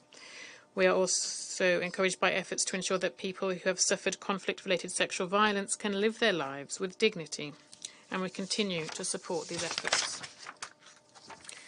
President, in order to achieve lasting stability, the concerns of all of the inhabitants of Kosovo must be addressed. Switzerland thanks UNMIK for the work it has accomplished and remains ready to discuss constructively a possible strategic review of UNMIK. Building on our close relations, Switzerland continues to support Kosovo in its efforts to strengthen the rule of law and respect for human rights, taking into account the interests of all communities. The future of the Western Balkans lies in peaceful, multi-ethnic and prosperous societies. We will remain committed to this path. Thank you very much. I thank the representative of Switzerland for their statement, and I now give the floor to the representative of China. Mr. President, I welcome the presence at today's meeting, Her Excellency Brnabić, Prime Minister of Serbia, and her elaboration on the position of Serbia. I have listened carefully to the briefing by SRSG Ziadeh and the remarks by Ms. Osmani. China's position on the Kosovo issue is consistent and clear. We support the parties concerned in reaching a mutually acceptable solution to the Kosovo issue within the framework of the Security Council Resolution 1244 through dialogue and consultation. In this process, the sovereignty, independence, and territorial integrity of Serbia should be fully respected. There should be no double standards on this important issue. In connection with the briefing we just heard, I would like to highlight 4 points. First, for some time now, the situation in northern Kosovo continues to be volatile, with a high incidence of violent security incidents, which is a cause for deep concern. We oppose the unilateral actions of the Kosovo authorities, which raised tensions and worsened confrontation, and call upon them to return to the right track of dialogue and consultation.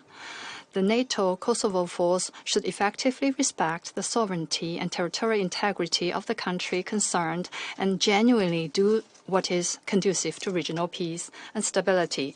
Second, the unity and mutual trust among the communities in Kosovo have always been fragile. Municipal institutions lacking Serb representation are not conducive to the harmonious coexistence of the various ethnic groups and do not meet the fundamental interests and development needs of the local people. We call upon the Kosovo authorities to take positive measures to reduce ethnic tensions and effectively respect and guarantee the legitimate rights of all communities. Third, since the beginning of this year, Serbia and Kosovo have held a number of high-level meetings with EU facilitation to discuss a political settlement of the Kosovo issue. We look forward to the early achievement of results from such engagement and discussions. China appreciates the mediation efforts of the EU in this regard. The establishment of the community of Serb municipalities is an important component of the Brussels Agreement. The Kosovo authorities should effectively fulfill their commitments and implement their obligations as soon as possible and take practical actions in this regard to remove obstacles to the process of dialogue between the two sides. Fourth, UNMIK plays an important role in stabilizing the situation in Kosovo and promoting national reconciliation.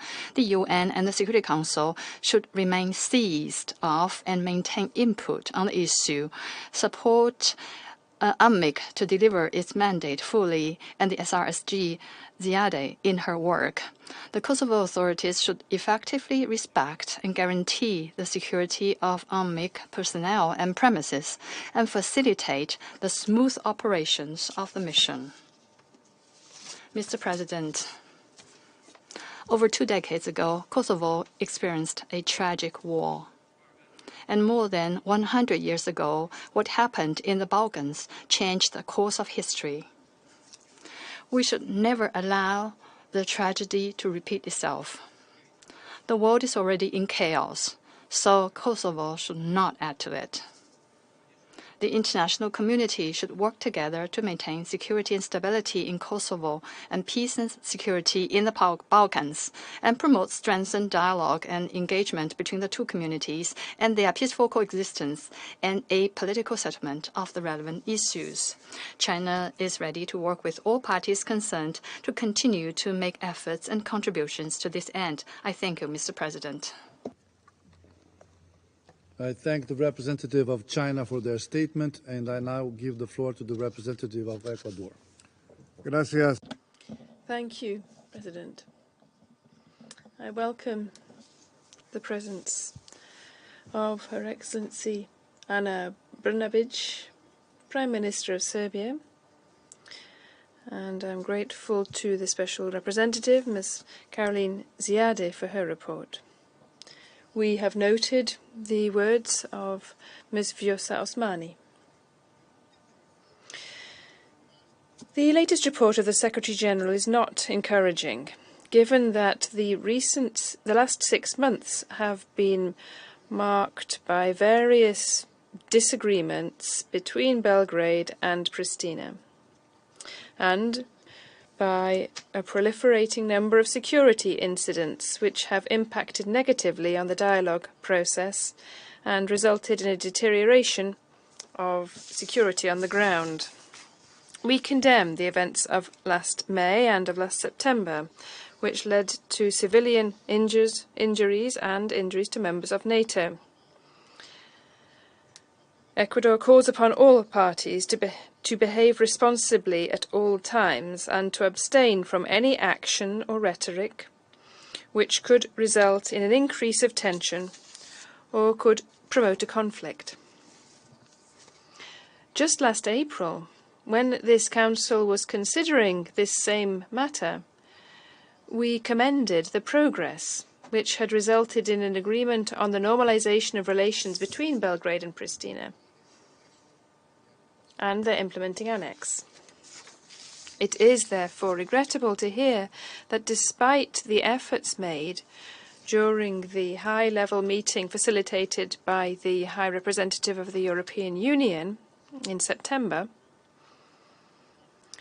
the parties have failed to reach consensus on the sequencing modalities for the implementation of the agreement, and have also not reached consensus on de-escalating tensions in the north of the region.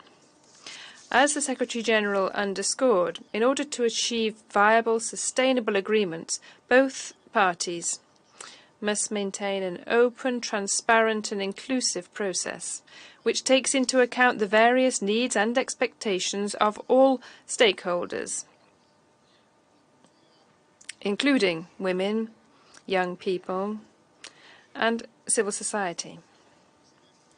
President, peoples who are slaves of their past will never be masters of their future. It is, therefore, desirable for parties to commit to the EU-facilitated dialogue so as to find a sustainable solution to the situation in the north of this region, a solution which will smooth the way to the implementation of the agreement and its annexes.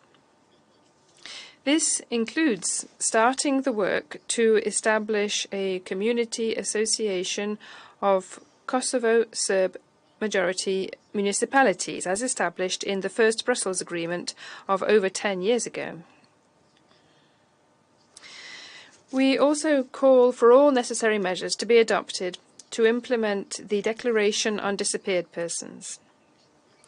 Establishing their whereabouts is a priority and would contribute to the reconciliation process and to strengthening confidence-building measures. Ecuador reiterates its support for a solution as stipulated in Resolution 1244 of 1999. We appreciate the committed work of Special Representative Ziadeh and the UNMIC personnel for dialogue and towards maintaining the stability of the region alongside international partners. We urge them to continue fostering initiatives aimed at building trust and cooperation. Thank you, President. I thank the representative of Ecuador for their statement, and I now give the floor to the representative of the United States. Thank you, Mr. President. Thank you, Special Representative Ziadeh, for your briefing. I wish to welcome President Osmani and Prime Minister Brnabić to this meeting. Let me first reiterate the U.S. commitment to maintaining stability in the Western Balkans. My government strongly condemns the violence perpetrated by armed assailants on September 24 in the north of Kosovo, which led to the death of a Kosovo police officer. The September 24 attack revealed a direct threat to the safety of Kosovo citizens and put at risk NATO and EU personnel. There must be full accountability in accordance with the rule of law for perpetrators of the attack. Individuals who fled to third countries should be extradited or prosecuted as appropriate. The United States is working closely with the EU and NATO partners to help keep the north of Kosovo calm and to deter escalatory measures by either party. We caution both sides against uncoordinated or escalatory actions and urge their immediate return to the EU-facilitated dialogue, prepared to take concrete steps forward. It is important that the parties make progress in implementing all dialogue commitments. The United States continues to support the EU-facilitated dialogue as the best path to reconcile issues between Kosovo and Serbia. We will remain closely engaged in supporting our European partners' work in this regard. We also welcome the increased numbers and greater visibility of NATO's Kosovo force in the north of Kosovo. This presence should be sustained as long as needed. We commend the Kosovo Police Force for their response to the September 24 attack and for their close coordination with KFOR and the European Rule of Law Mission, both during the attack and during their investigations. We encourage Kosovo to continue coordination moving forward. Mr. President, recent events have once again shown that while there is a role the UN can play in Kosovo, it does not require Chapter 7 mandate to do so. UNMIC was not involved in the response to or investigation of the September 24 attack. UNMIC has long fulfilled its original purpose and no longer has a role in the governance of Kosovo or in its security. We again ask this Council to sunset the mission. Thank you, Mr. President. I thank the representative of the United States for their statement, and I now give the floor to the representative of Malta. Thank you, President. And I also thank Sarji Ziadeh for her comprehensive briefing and welcome the participation of President Osmani and Prime Minister Brambik to our meeting. Malta is deeply concerned by the recent developments in the north of Kosovo following last month's incidents. We condemn the terrorist attack against the Kosovo police that took place on 24 September and call for those responsible to be swiftly brought to justice and held accountable. Such acts of violence only serve to destabilize the situation and reverse hard-earned progress achieved on the path towards normalization and relations between both sides. Malta is also concerned about the deployment of Serbian military forces at the border with Kosovo, which constitutes a further escalation of the situation.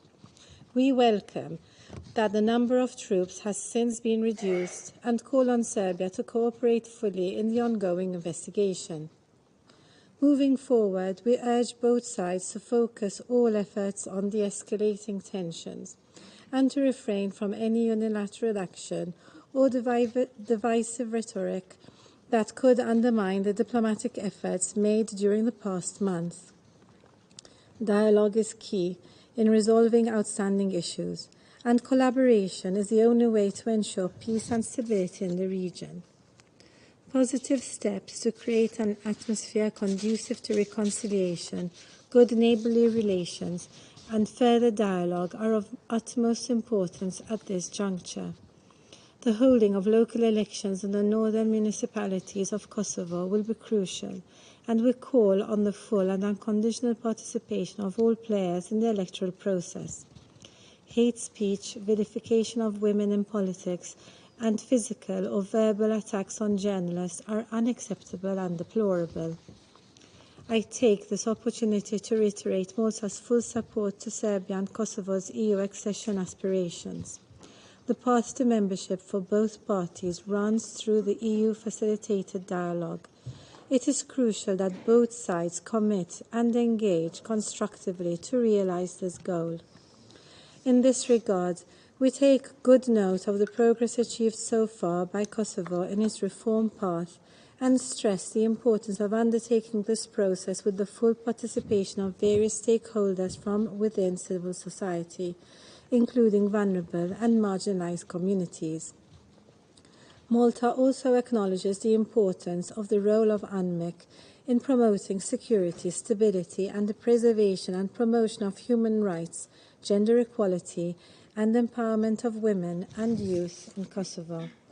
The normalization of relations between Kosovo and Serbia will not only foster peace in the area, but also lead to economic and social prosperity in the Western Balkans.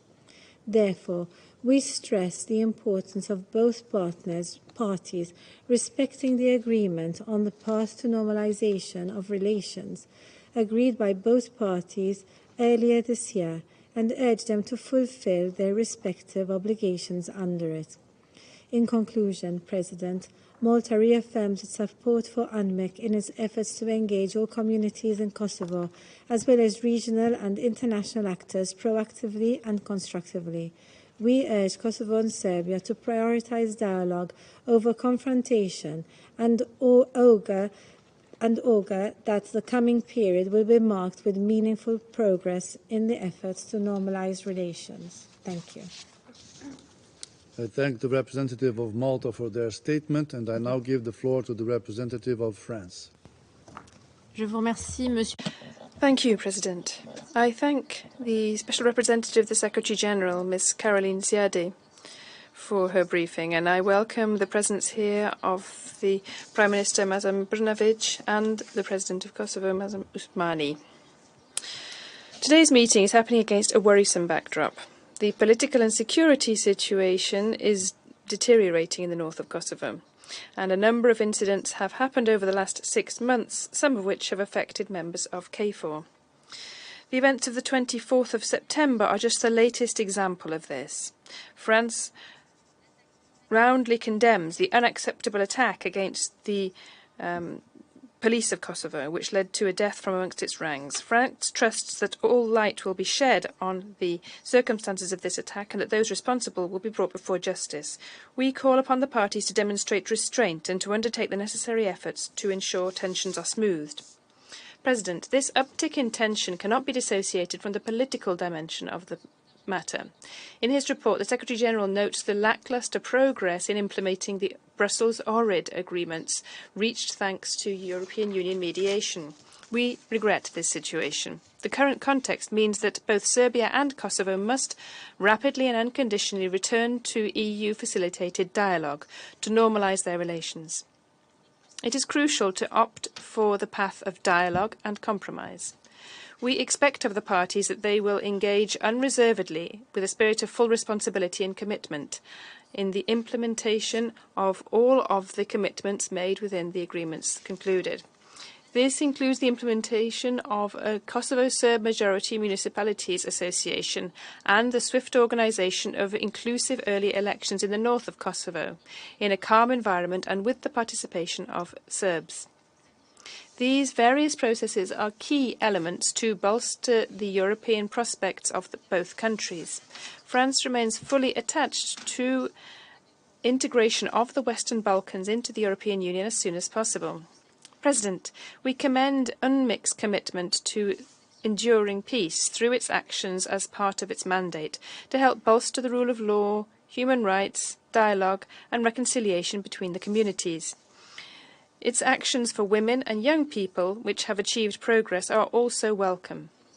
We congratulate the mission for its work to raise awareness against child marriages and its support for the return of refugees and displaced persons. President, France remains strongly attached to seeking lasting normalisation of relations in Serbia and Kosovo. France will continue to mobilise to foster rapid progress in this regard, in support of the EU-facilitated dialogue and the efforts being carried out by UNMIC, KFOR and ULEX. The dispute can only be resolved by means of peace, respect and dialogue. Thank you. I thank the representative of France for their statement, and I now give the floor to the representative of Japan. Mr. President, I thank Special Representative of the Secretary General, Ms. Caroline Diade, for her briefing. Since its establishment in 1999, the UNMIC has played a critical role in supporting Kosovo. Japan commends UNMIC staff for their commitment, and we thank SRC Diade for her leadership and active engagement with local and international partners to promote mutual trust at the grassroots level, including 40 multi-ethnic events. Mr. President, we express a serious concern over the growing tensions in the north of Kosovo. We call on both parties to exercise maximum restraint and refrain from taking unilateral actions that could lead to further escalation. Japan strongly condemns the series of violent acts, especially Baniska attacks in late September. The perpetrators must be held accountable via an impartial investigation. The security situation in the north of Kosovo needs to be stabilized to avoid a new crisis on the ground. We, therefore, welcome the recent decision to bring reinforcements by the KFOR, which continues to play an important role for stability and security in Kosovo. Securing the environment for Serbs returning to join the Kosovo police and Kosovo institutions will be helpful. Japan strongly urges both parties to recommit engaging in the EU-facilitated Belgrade-Pristina dialogue, which is essential to peace and stability in the Western Balkans. We call on them to fully implement swiftly and in good faith their respective obligations under the agreements achieved in the dialogue to normalize relations between Serbia and Kosovo. Mr. President, as mentioned earlier, the UNMIC continues to make meaningful efforts at confidence building in the region. We also recognize that the situation in Kosovo is very different from when the UNMIC was established in 1999. Therefore, the UNMIC's role should be reviewed in order to adapt to the current situation. Japan stands ready to work with all stakeholders to achieve peace, stability, and reconciliation in the region. I thank you.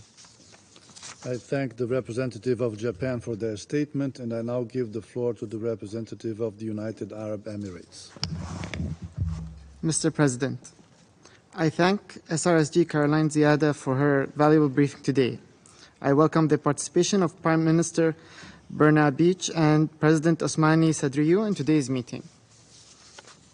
When the Council last met on this file in April, there was hope for greater stability and prosperity in the region. Indeed, in that session, the United Arab Emirates stated, and I quote, "The recent agreement between Serbia and Kosovo is the most significant breakthrough in relations between both states in over a decade. The conversations around the future of both countries and their relationship with one another had notably shifted, leading to the EU-facilitated Ohrid and Brussels agreements. These landmark agreements offered the promise of a new chapter for the peoples of both countries. They were followed by the joint declaration on missing persons, which was endorsed in May. Yet, throughout this year, the situation on the ground in northern Kosovo began to fray.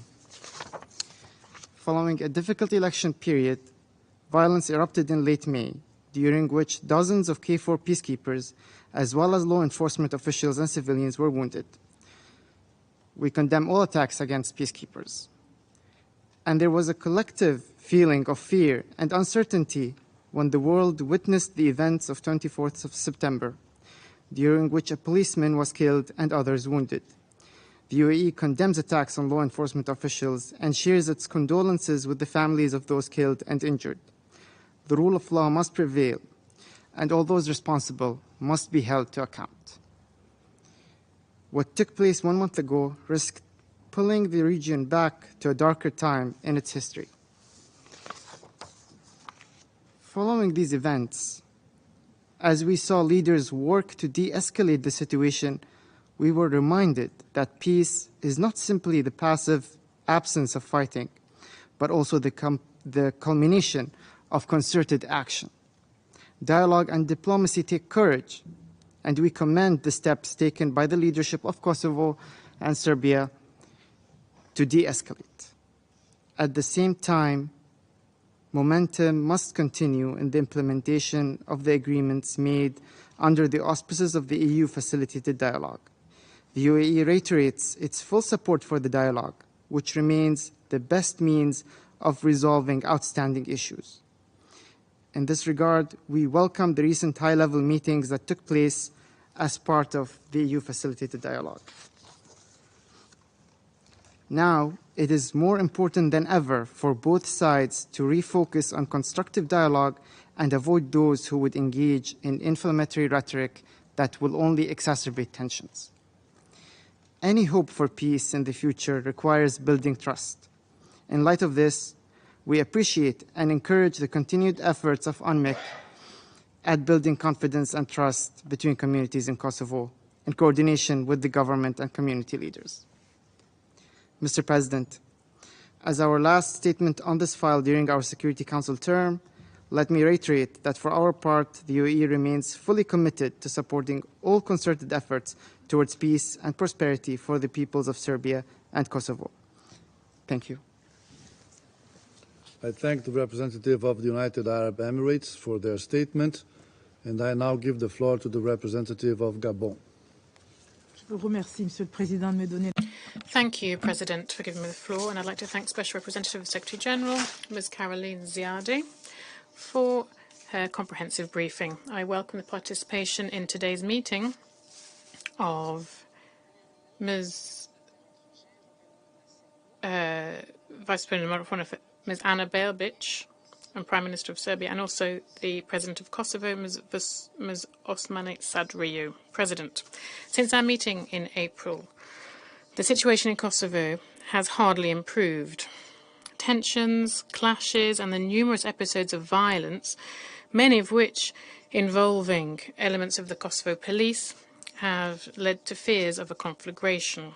The day-to-day life of the people of different communities is far too often marked by scuffles and clashes.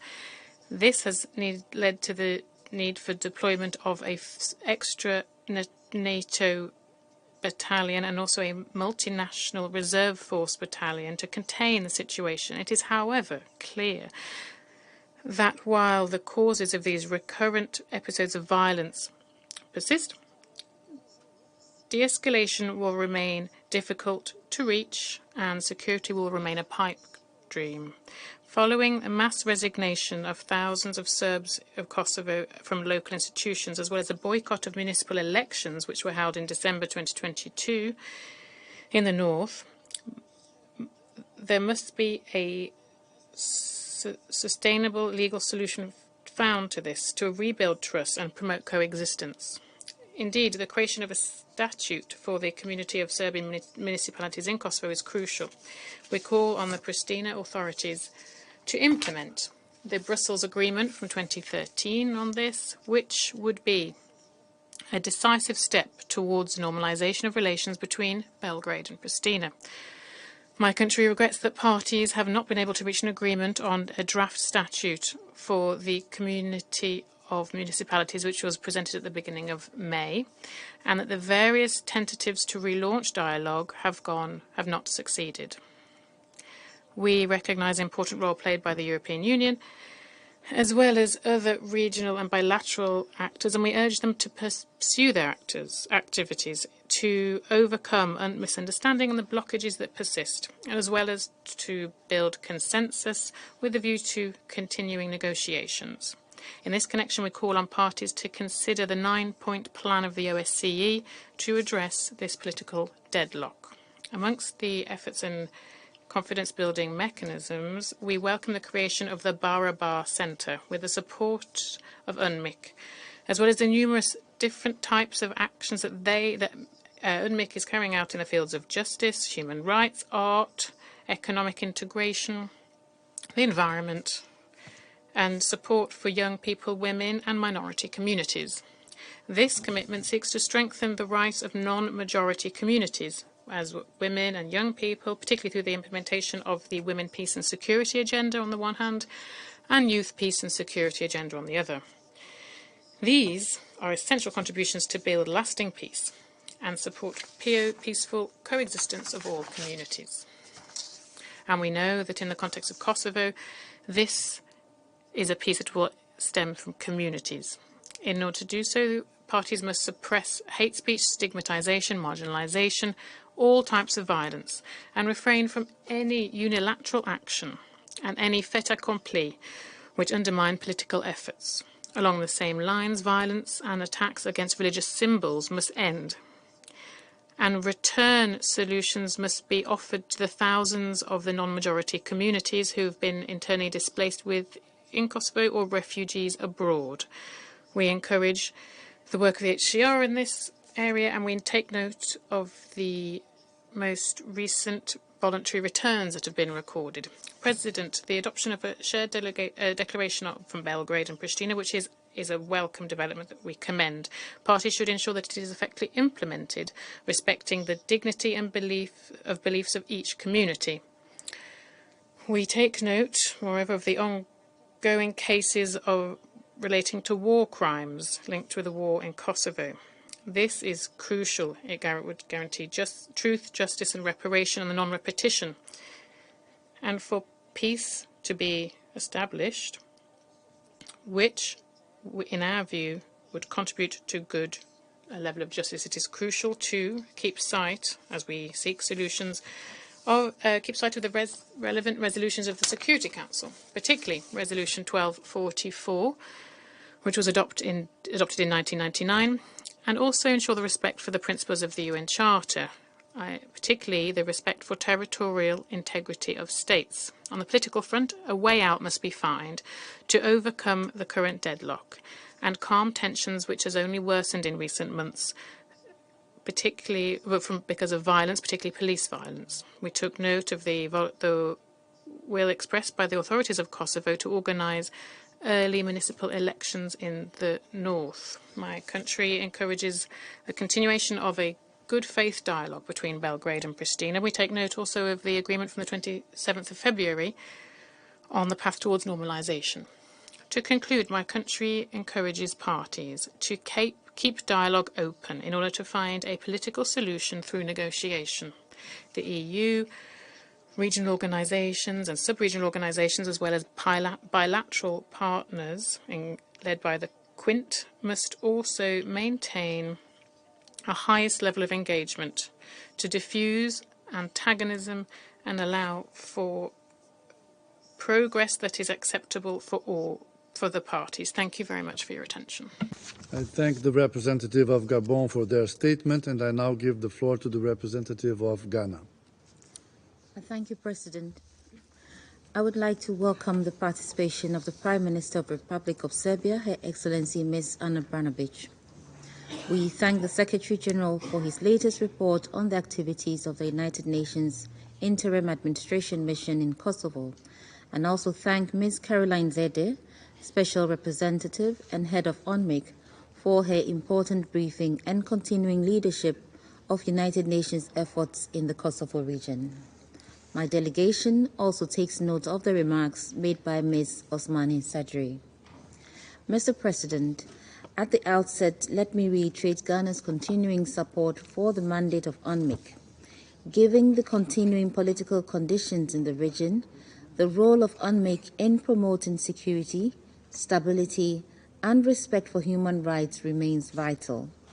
We also welcome UNMIC-led initiatives for trust building, social cohesion, and enhanced intercommunal engagement. We note and urge further support for UNMIC's engagement with the women and youth aimed at enhancing their role in peace building and supporting resilience building measures at the community level. The decision to integrate the women, peace and security agenda and incorporate gender perspectives into the normalization process would enhance the chances of restoring peace, stability, and economic growth in the region. We note with concern, however, the violation of UNMIC offices and reiterate the inviolability of its premises and assets. We urge all necessary measures to ensure the unimpeded operations of the mission. Mr. President, on the political front, we note with concern the persistent tensions that impede the further implementation of the 27th February Normalization Agreement and its implementation annex of 18th March.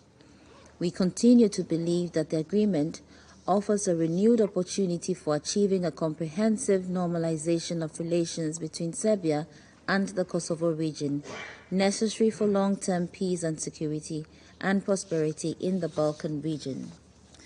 Therefore, in welcoming the establishment of the Joint Monitoring Committee as an important step, we believe that further efforts are needed for its operationalization and advancing the normalization between the two sides.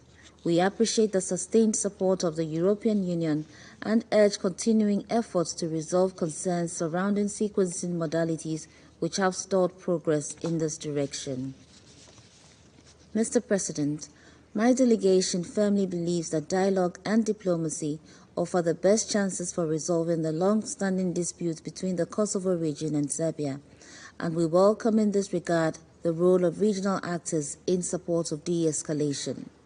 We urge all authorities to refrain from unilateral actions and inflammatory rhetoric, which in some instances have resulted in violent clashes leading to needless civilian casualties. The parties must continue to remain committed to dialogue in good faith with the aim of reaching mutually agreed pathways for achieving the objectives of normalization and peaceful coexistence. We continue to be concerned about the persistent tensions in northern Kosovo region. The tensions and violent escalations reported by the Secretary General are emblematic of a deeply divided society. We therefore call for the intensification of confidence and trust-building efforts to help assuage deep-seated grievances which stand in the way of reason and mutual cooperation. Our delegation has consistently urged the non-politicization of the issue of missing persons, and we welcome the understanding reached by the two sides to address the issue as a humanitarian concern. We believe such an approach is necessary to accelerate action to uncover the facts about the 1,600 missing persons who have remained unaccounted for the past 25 years. Mr. President, in closing, let me reaffirm the importance of United Nations efforts in support of a comprehensive and lasting solution to the decades-long problem.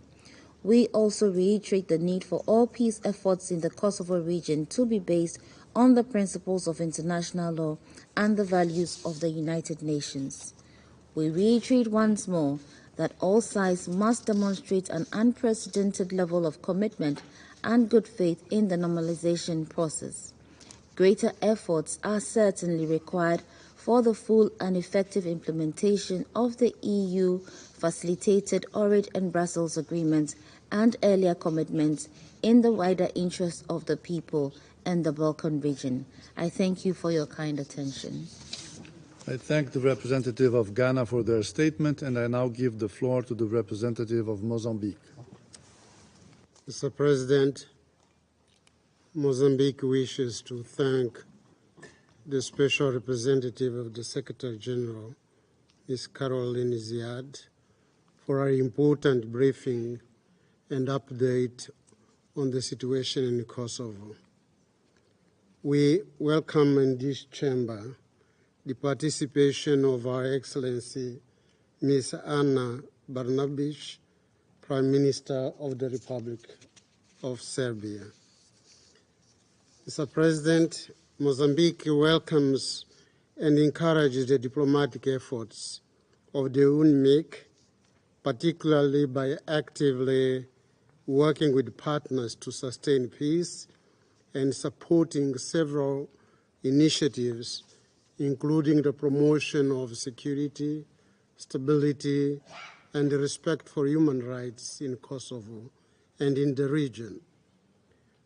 We note that despite the numerous challenges, UNMIC continues to its constructive engagement with Kosovo and Serbia and regional and international actors facilitated by the European Union. We commend these efforts aimed at normalizing relations between Serbia and Kosovo, as well as creating a conducive environment towards regional peace and stability. In this context, we strongly urge national, regional, and international partners to do the utmost to preserve the progress achieved over the years towards peace and reconciliation in Kosovo, in line with the Security Council Resolution 1244 of 1999.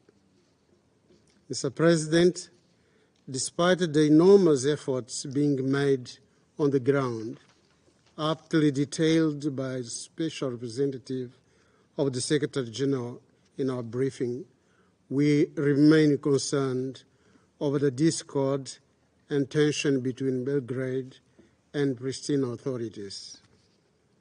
This contributes to the deterioration of the security situation that is characterized by violence, provocations, arrests, protests involving civilians, journalists, and members of the Kosovo forces. These security incidents in the region have the potential of jeopardizing the implementation of the Brussels Agreement and are a threat to peace, stability, and security that we want to prevail in the region. This situation is also being aggravated by tensions between the two sides, with mutual accusations of non-compliance of the agreement.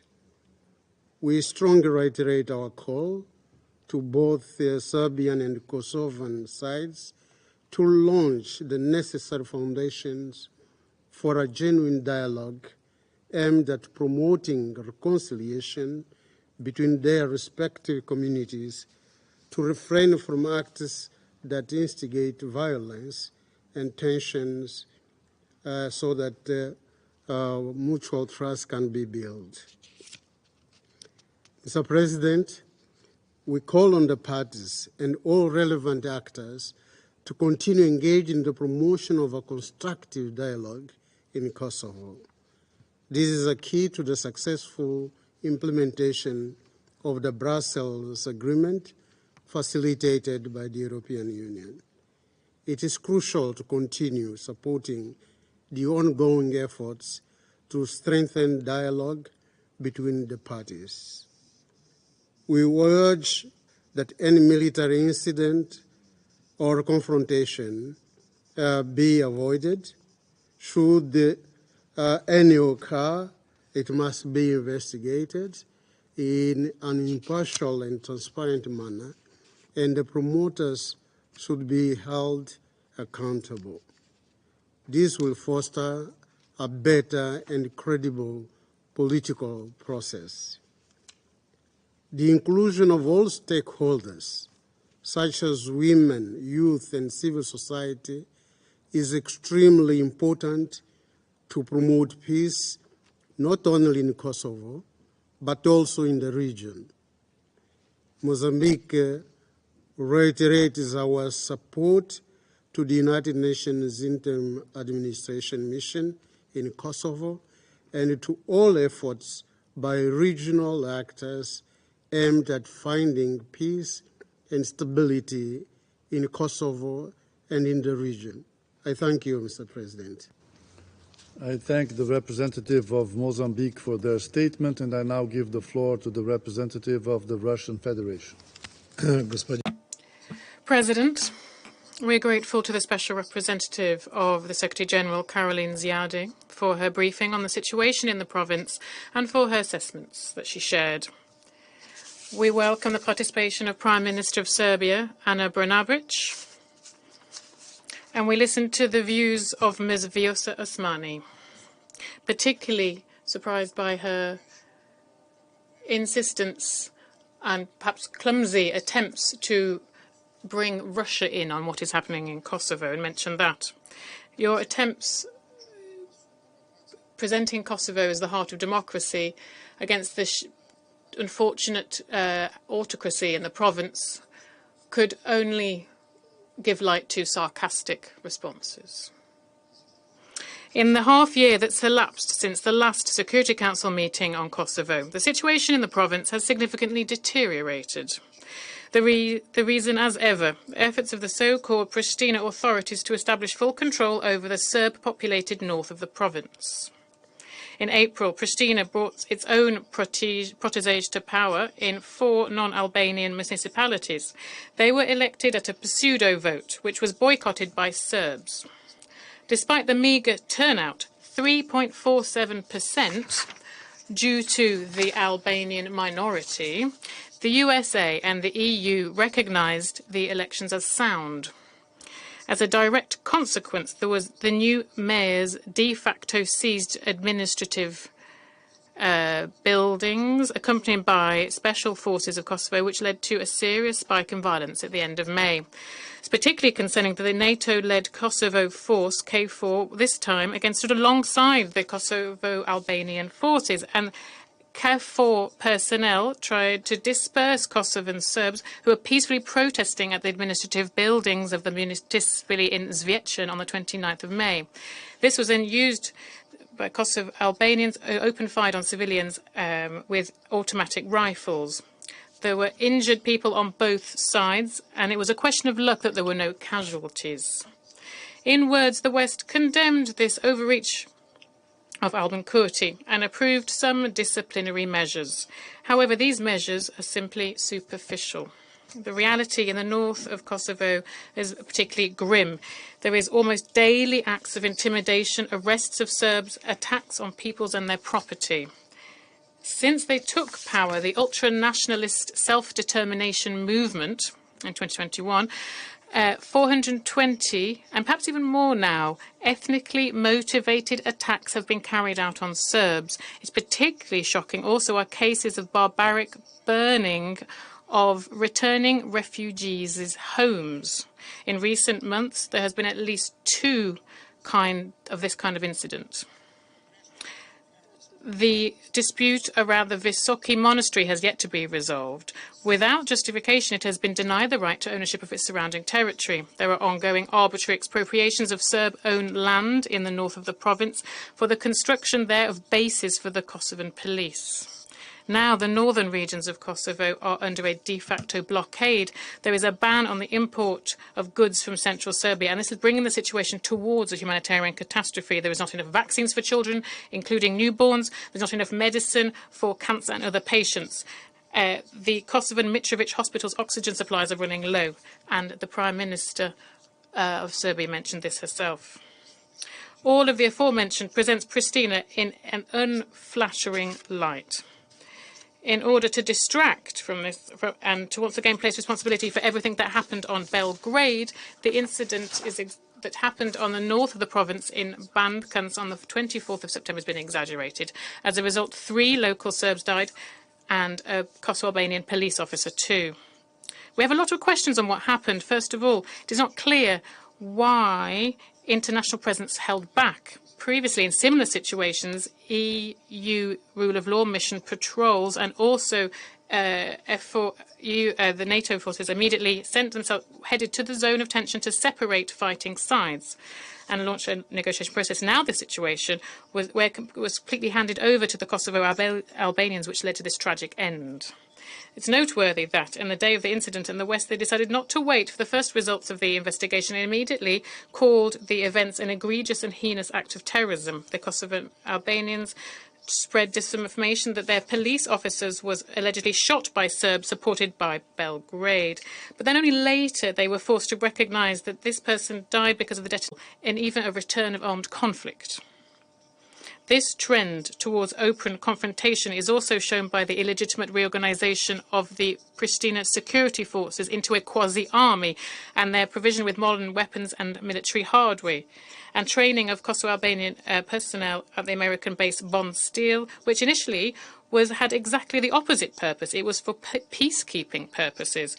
The fact that these steps are brazenly violating Security Council Resolution 2044, Western weapons donors prefer not to think about that. In this context, it is indicative also that Pristina declares a line of succession between the police and the Kosovo Liberation Army, a terrorist organization, the leaders of which, including Hashima Taci, is currently accused in a case of serious war crimes in the specialized court in The Hague.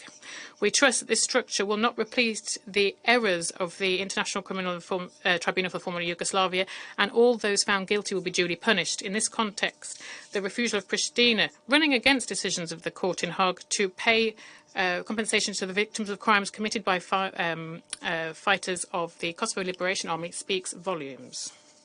Western pandering only stokes the greater Albanian ambitions of the quasi-PM Kurti, going far beyond the province's borders. He's trying to destabilize the region of central Serbia with a Muslim population and encouraging a centrifugal tendency in North Macedonia. And the maps in circulation of Greater Albania also affect the territorial integrity of Montenegro and Greece.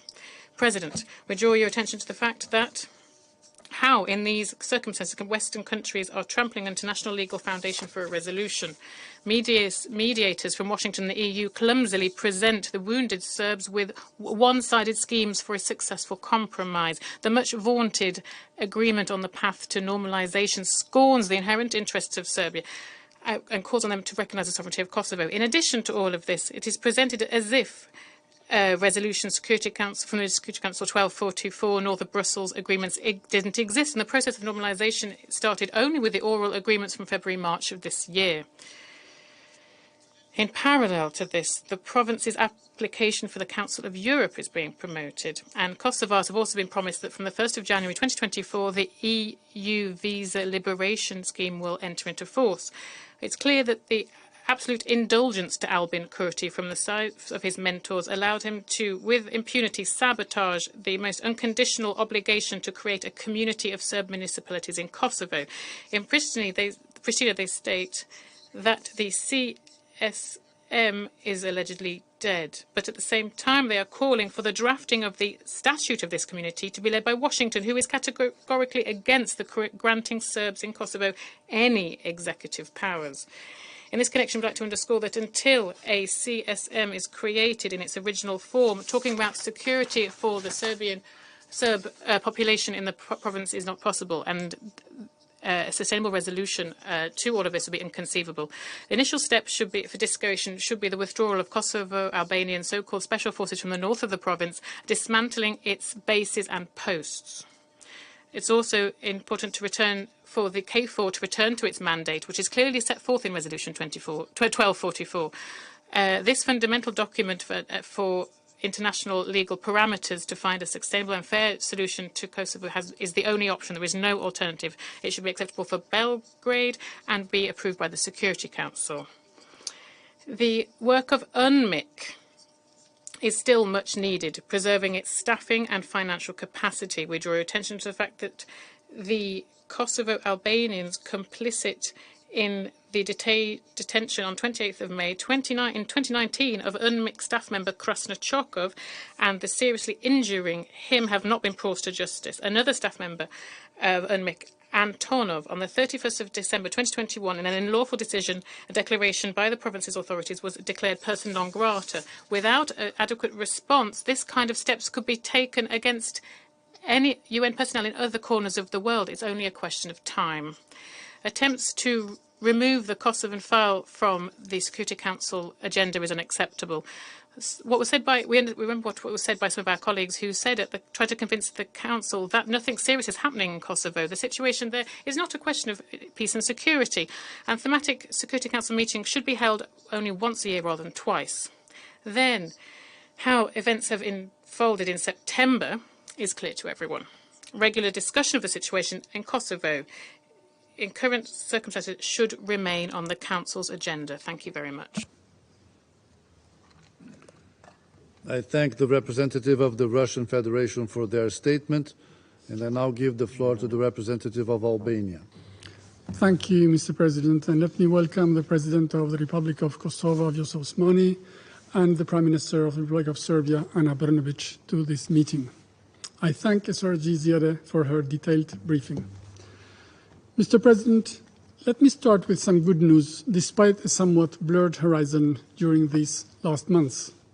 In January next year, the people of Kosovo will, like every other nation in the continent, enjoy the freedom of movement in the Schengen area, a process long overdue. Visa liberalization and increased human mobility have proven to have a huge transformative power anywhere they have been applied. This is part of the rapprochement with the EU's freedoms and its core values, which Kosovo, a functioning and ever-strengthening democracy, has fully embraced. Mr. President, when we speak about the still unresolved relations between Kosovo and Serbia, and after the divergent views that we heard here from some speakers, it is always important to put things in the right context. In a not too distant past, Kosovo and Serbia have been part of an ensemble that no longer exists. The dissolution of the former Yugoslavia was cruel and brutal. The Kosovo chapter of that dissolution in 1999 had nothing in common with a difficult divorce. The separation of Kosovo and Serbia went through the worst: war crimes and crimes against humanity, the death of countless civilians that mass graves continue to reveal to this day, through mass torture and widespread rape that can never be forgotten. It required an international intervention to stop atrocities and open a new page for the entire region. Needless to say, it has left behind bitter memories that are hard to erase, wounds not easy to heal, and scars that are still visible, including as many as 1,600 persons still unaccounted for. It is undeniable. In the course of the last 2 decades, the region has gone a long way to overcome the demons of the past. It has largely succeeded, but there is still a lot of work to do. I was sincerely surprised to listen, and to say the least, to listen to the Prime Minister about her analysis on the situation in Kosovo. I checked the title of the meeting to make sure that we were not by any twist of chance in a meeting about Syria. None of these 3 elements that you mentioned, Prime Minister, is reflected, as you said, in the report of the Secretary General. None of them in the report of the OSCE, and none of them in the ULEX report. And they all live, work in Kosovo. There may be problems and issues, of course, like everywhere, in all our countries, including for lack of wearing the seat belts or turning right to the signal. But no one can, in full honesty, deny that there are laws, modern laws, that there are institutions, democratic institutions, and there is due process equal for everyone in Kosovo today. Colleagues, no matter how hard we try, we cannot undo the past and its miseries. But despite everything, we must move on and be forward-looking. As President Osmani said, turning pain to strength. This has been and continues to be Albania's investment, not any fantasy, as we heard from the Russian colleagues, like Greater Albania or I don't know what. We don't want territory of the others, like some do. It is a fact that a quarter of a century later, the Western Balkans are no longer the Balkans, and Balkanization has been replaced with Europeanization because the region has reconnected with its core identity, which is Europe. And it is upon this conviction that I profoundly believe that despite the bitter past, the region has reached that transformative point when, in our part of Europe, like elsewhere in the continent, there is only talk of progress, cooperation, compromise, free movement and open spaces, connectivity with little of no borders, talk of a common destiny with far more positive prospects than warring aspects.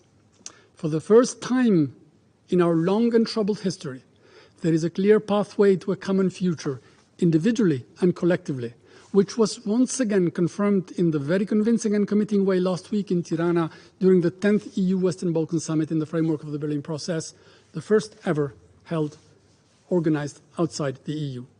We need to hold firm to it, not to let it slip, not to waste it. Precisely because if we don't, the demons of the past or any incomprehensible of the present may be tempted to jeopardize it. And let me briefly share my worry as well. As it was mentioned, on the 24th of September, Kosovo experienced what was thought inconceivable. The SRSG called it a security incident. The European Parliament qualified it in a resolution a terrorist act.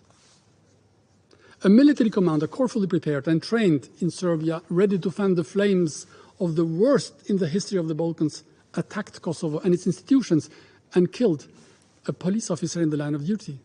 Thanks to the prompt and professional intervention by the Kosovo police, the damage was contained and the terrorist mob was quickly pushed back. The more we learn about it, the more difficult it becomes not to see a pattern between these events and the déjà vu elsewhere. Remember the story of heavily armed men in help of a fabricated narrative of a discriminated minority. The enterprise failed miserably, and that is the positive side. But its intentions remained frightening nonetheless, and that is the deeply worrying side. There are no fighting sides, as we heard in this incident. There was a terrorist mob on one hand, and the police of an independent country preserving law and order on the other. That has to be clear. So critical questions regarding their plans, preparations, training, support, financing need to be answered quickly and convincingly. Because explanations so far, including today, fall short of credibility. Even more so when criminals who should have been immediately condemned were rashly honored. Glorification of criminals, genocide denials, and efforts to revisit history are wrong and unacceptable.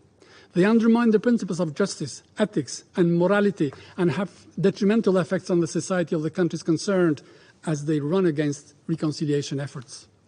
Therefore, a full and thorough investigation is needed, as called for by many, including my country, including a recent resolution of the European Parliament, so that the truth and responsibility are promptly and clearly established, perpetrators held to account, and make sure that no one thinks again to go down that slippery and dangerous slope. Mr. President, this is the last meeting on the issue during our term in the Council. Next year will mark a quarter of a century since Kosovo and Serbia parted their ways for good. They will never be under the same roof again. They will always be neighbors, and I hope, and we work for good neighbors. Reconciliation is always an arduous and complex process. It must rely on goodwill and vision, but also on accountability and justice. It may be fragile, especially knowing that extremists surfing on populist narratives may try to derail it. In February last year, Kosovo and Serbia agreed to normalize relations with a binding agreement brokered by the EU, concluded in Ohrid and in Brussels. While implementation has been slow, we welcome the establishment of a joint monitoring committee. It should be fully functioning. And we welcome also the declaration on missing persons, a crucial process to bring closure to the pain of those concerned. The agreement must be implemented quickly and fully. Those who stand in the way of the process of the dialogue of normalization between Kosovo and Serbia must be resisted. Those who think that they can solve issues with manipulations, threat or war games must be sanctioned. And those who want to gamble and hijack the future of Serbia and Kosovo as neighbors living in peace and cooperation, which impacts the entire region, must be held to account. It is imperative to look forward, to project forward and move forward. And as we heard today by President Osmani, Kosovo is fully committed to implement the agreement by walking the extra mile in line with their Euro-Atlantic aspirations. We expect Serbia to do the same and in good faith for its own sake, that of the region, and for the future we all need and want. Mr. President, let me end by quoting John Fitzgerald Kennedy, who said that change is the law of life, and those who look only to the past are certain to miss the future. Too much time has been lost and too much precious time has been wasted. Failure to move on has a price, and the price tag will be billed to the next generation. The EU-mediated dialogue is therefore a priceless opportunity that is to the detriment of no one and to the benefit of all, Kosovo, Serbia, and the entire region, and I thank you. I thank the representative of Albania for their statement, and I now give the floor to the representative of the United Kingdom. Thank you, President. Let me begin by thanking Special Representative Ziadeh for her briefing. I welcome the participation at our meeting of Her Excellency Ms. Osmani, President of Kosovo, and Her Excellency Ms. Brnabić, Prime Minister of Serbia. The United Kingdom is a long-standing supporter of Kosovo as an independent and sovereign state. We welcome the government's continued progress on important issues such as the rule of law, transitional justice, and tackling organised crime and corruption. We fully support the Declaration on Missing Persons, endorsed by both Kosovo and Serbia. This is a priority issue and should not be politicised. We also echo the mission's call for the government of Kosovo to implement the 2016 ruling of the Constitutional Court of Kosovo regarding the Dachani Monastery's property. This would send a positive signal to minority communities and demonstrate Kosovo's commitment to an inclusive, multi-ethnic future. President, we also remain deeply concerned by the immediate security challenges in the north of Kosovo. We strongly condemn the attacks on international personnel in May and on Kosovo police on 24 September. It is vital that those responsible are brought to justice. We call on Serbia to cooperate fully with the investigations underway and to take steps to address cross-border organised crime and arms smuggling. Kosovo must be able to implement the rule of law across the whole of its territory, in close coordination with ULEX and KFOR. We are proud to have deployed approximately 600 UK soldiers to Kosovo in response to a request from NATO to help fulfil KFOR's mandate to maintain a safe and secure environment in Kosovo. At this time of heightened tension, the normalisation of relations between Kosovo and Serbia remains vital. We urge both parties to engage with the EU-facilitated dialogue to find mutually acceptable solutions and end the cycle of instability and protect hard-fought gains of the last decade. We call on Kosovo and Serbia to honour their commitments and avoid unilateral actions or rhetoric that could reduce prospects for a comprehensive normalisation agreement. And we urge both parties to engage constructively, including on the establishment of an association of Serb-majority municipalities, as soon as possible. Finally, President, we recognise the vital role that UNMIK has played in the significant progress Kosovo has made since Resolution 1244. But conditions on the ground are unrecognisable from 1999. We believe it is time to renew UNMIK's role and responsibilities. This would enable the Council to take a fresh look at how the mission can adapt to serve the current conditions in Kosovo. In closing, let me reiterate the UK's gratitude to the Special Representative and the mission for all their work and for the professional implementation of their mandate. Thank you. I thank the representative of the United Kingdom for their statement. I shall now make a statement in my capacity as the representative of Brazil. I thank the Special Representative of the Secretary General, Caroline Ziadeh, for her briefing. I also welcome the presence of the Prime Minister of the Republic of Serbia and acknowledge the participation of Ms. Osmania Sadriu. We followed events of recent weeks in the region with great concern. Once again, tensions between communities resulted in violence. We regret the deaths of 4 people near the Banjiska monastery on September the 24th and hope that those involved will be held accountable for their actions. Brazil offers its solidarity to the families of the victims and those injured in the incident. We believe that the current situation on the ground poses serious risks to regional stability, threatening important achievements in the course of the dialogue mediated by the European Union. We urge the parties to take all measures within their power to avoid further clashes and to exert their influence within their respective communities to urge moderation. We strongly encourage their leaders to demonstrate by the example of their words, their willingness to maintain peace. Rebuilding trust between the two sides will necessarily involve a solution to the representation crisis in northern Kosovo. Behind the boycott of local institutions and the April municipal elections, there are reasonable concerns which deserve respectful consideration and understanding. It is essential to call new municipal elections in order to restore the legitimacy of local institutions and representatives. Brazil reiterates the call for the prompt establishment of the Association Community of Serbian-majority municipalities in Kosovo in accordance with the Brussels agreements without preconditions or further delay. We encourage parties to adhere to their commitments to respecting sites of historical, cultural, or religious significance and to preserving freedom of movement. Finally, we commend UNMIK for its role in preventing conflict and combating disinformation and hateful language. Brazil believes that the mission continues to be an important instrument for preserving stability on the ground and for seeking a final and mutually acceptable settlement of the question. Thank you. I resume my function as President of the Council. There are no more Council speakers on the list.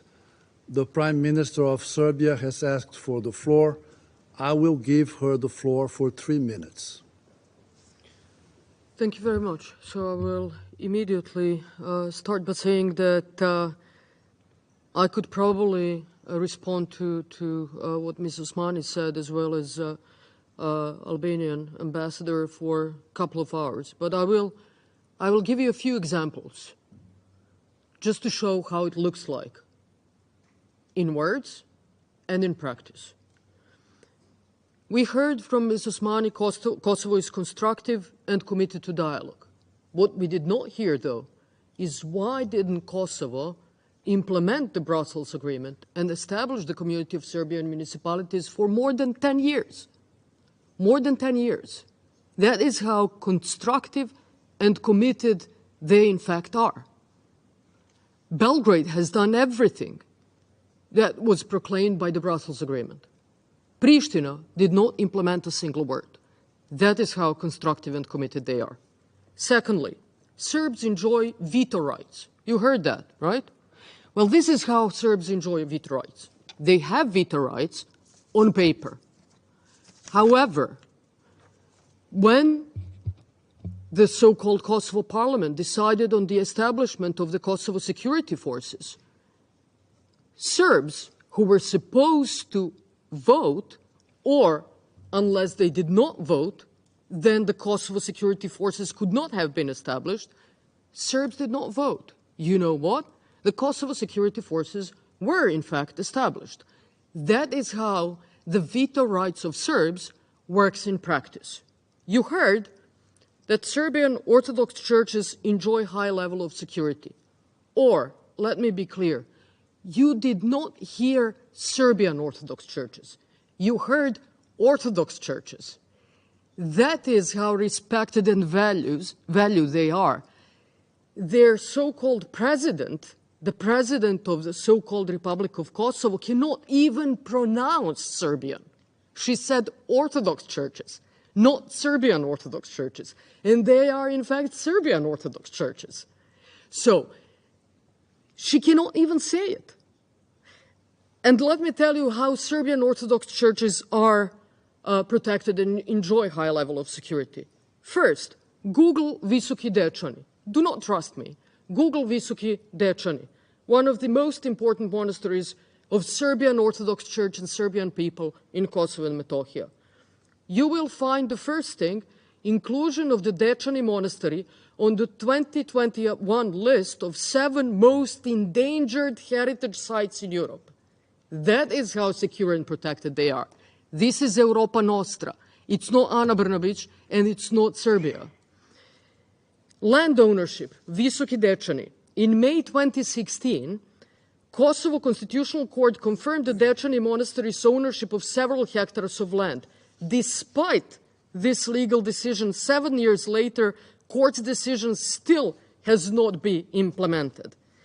And Visoki Dečani Monastery is the only religious site in the world that is under the constant protection of military forces, fully armed NATO KFOR forces, for more than 20 years. That is how secure they are. Then you heard that Serbia is in fact terrorizing Serbs and Pristina is protecting them, which is, I guess, why 11% of Serbs, or 2,000 Serbian families, left Kosovo and Metohija only since May this year, and left where?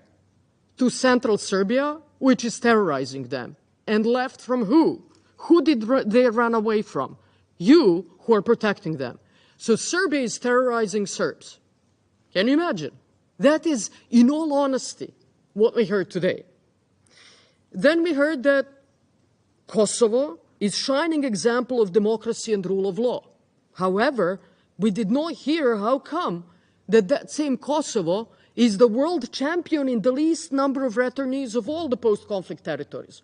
When they're so fantastic, when they're a shining example, when there is rule of law, when there is security, when there are veto rights, how come that people are not going back? Because when they go back, they get arrested. How long do they stay in prison? No one knows. On average, 21 months. So about 2 years. Is it happening in Syria? To be perfectly honest, I don't know. I'm telling you what's happening in Kosovo and Metohija. And if I hear the Albanian ambassador, then it turns out that 11-year-old Stefan Stojanovic shot himself. And that Azem Kurtaj probably helped him. Took him to hospital. No, in fact, Azem Kurtaj, who's a free man, shot 11-year-old boy on the eve of the Christmas, of the Christmas day. Serbian Orthodox Christmas. That is how Serbs live in Kosovo and Metohija. Then we heard that Serbia wants Kosovo territory, and we think, Serbia thinks that we are the only ones who can interpret the international law. Well, let me tell you something. We are sitting here in the UN Security Council. United Nations recognizes the Republic of Serbia in its entirety. Republic of Serbia and autonomous province of Kosovo and Metohija as part of the Republic of Serbia. This is where we sit. This is the home of the United Nations. You're not a member of the UN. So 80% of the world population does not recognize Kosovo and Metohija. And finally, and I'm finishing with this, we heard again victims of sexual violence. As a woman, I can say that I think that sexual violence, rape, is the worst crime in the humanity. You know what? Albanian women were raped, unfortunately, and regrettably. Serbian women were raped as well. Roma women were raped as well. And to be honest, I cannot believe that even victims of sexual violence are seen only through the eyes of ethnicity and used only for political propaganda. Thank you. I thank the Prime Minister of Serbia for her statement. Ms. Osmani Sadriou has asked for the floor. I'll give her the floor for 3 minutes. Thank you, Mr. President. I'd like to start by thanking all those countries who have been contributing not only through their speeches, but also through their work with us in the ground for peace and stability in the entire Western Balkans.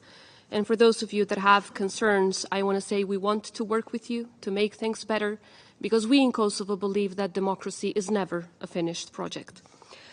It was actually sufficient to listen to the speech of the Russian Federation to understand which party here is telling the truth and which one is spurring falsities through a propaganda machine. Russia once again used propaganda against the people of Kosovo and against those who fought for the freedom of Kosovo, the Kosovo Liberation Army. The biggest difference between Kosovo and Serbia is that we are not afraid of justice, which is why we have ourselves created the specialist chambers, because we will not allow for a moral equivalence to be created between those who committed genocide and those that defended our people from genocide. As was the case in the past, we are fully confident that justice will once again prevail. Mr. President, members of the Council, my people were victims of some of the most horrendous crimes known in humankind history. It is precisely because of the pain and the suffering we had to go through that make us so committed to never ever see that ever happening to anyone else again, no matter their ethnicity or religion or other background. It is being victims of a genocidal war that has shaped us into the strongest defenders of peace, stability, human rights, rule of law, and freedom, but also defenders of truth from propaganda. You heard Russia and Ms. Brnabic today speaking about the so-called Kurti terror. Kurti is the Prime Minister of the Republic of Kosovo, but he was also a war prisoner, almost tortured to death in their prisons, while the President of Serbia during those same years was the Minister of Propaganda for Milosevic. And as if that was not enough, they publicly state, even nowadays, including last night by the President of Serbia, that they wish that they had never released Kurti from prisons alive. Yet again, the Prime Minister of Kosovo has chosen the dialogue. In that table led by EU negotiators, on one side you have the Prime Minister of Kosovo, a war prisoner, almost tortured to death. And on the other side, you have the Minister of Propaganda of the regime that tortured him. But we will never give up on dialogue as the only means for resolving any difference between us, because Kosovo is a country full of Mandelas, Gandhis, and Martin Luther Kings, of people who strive for the future, for peace and reconciliation. Our parliament, our government, every institution, every house in our republic is full of survivors of horrendous crimes, but all of them committed to and working for peace. This is who we are, a nation of survivors who thrive, a nation committed to peace because we have seen the opposite of it, a nation committed to democracy because we've lived the opposite of it, and a nation that is ready to pay any price to ensure the survival and the success of liberty. Thank you very much for your attention. I thank Ms. Osmani Sadriou for her statement. The President thinks that speakers have made their points. The meeting is adjourned.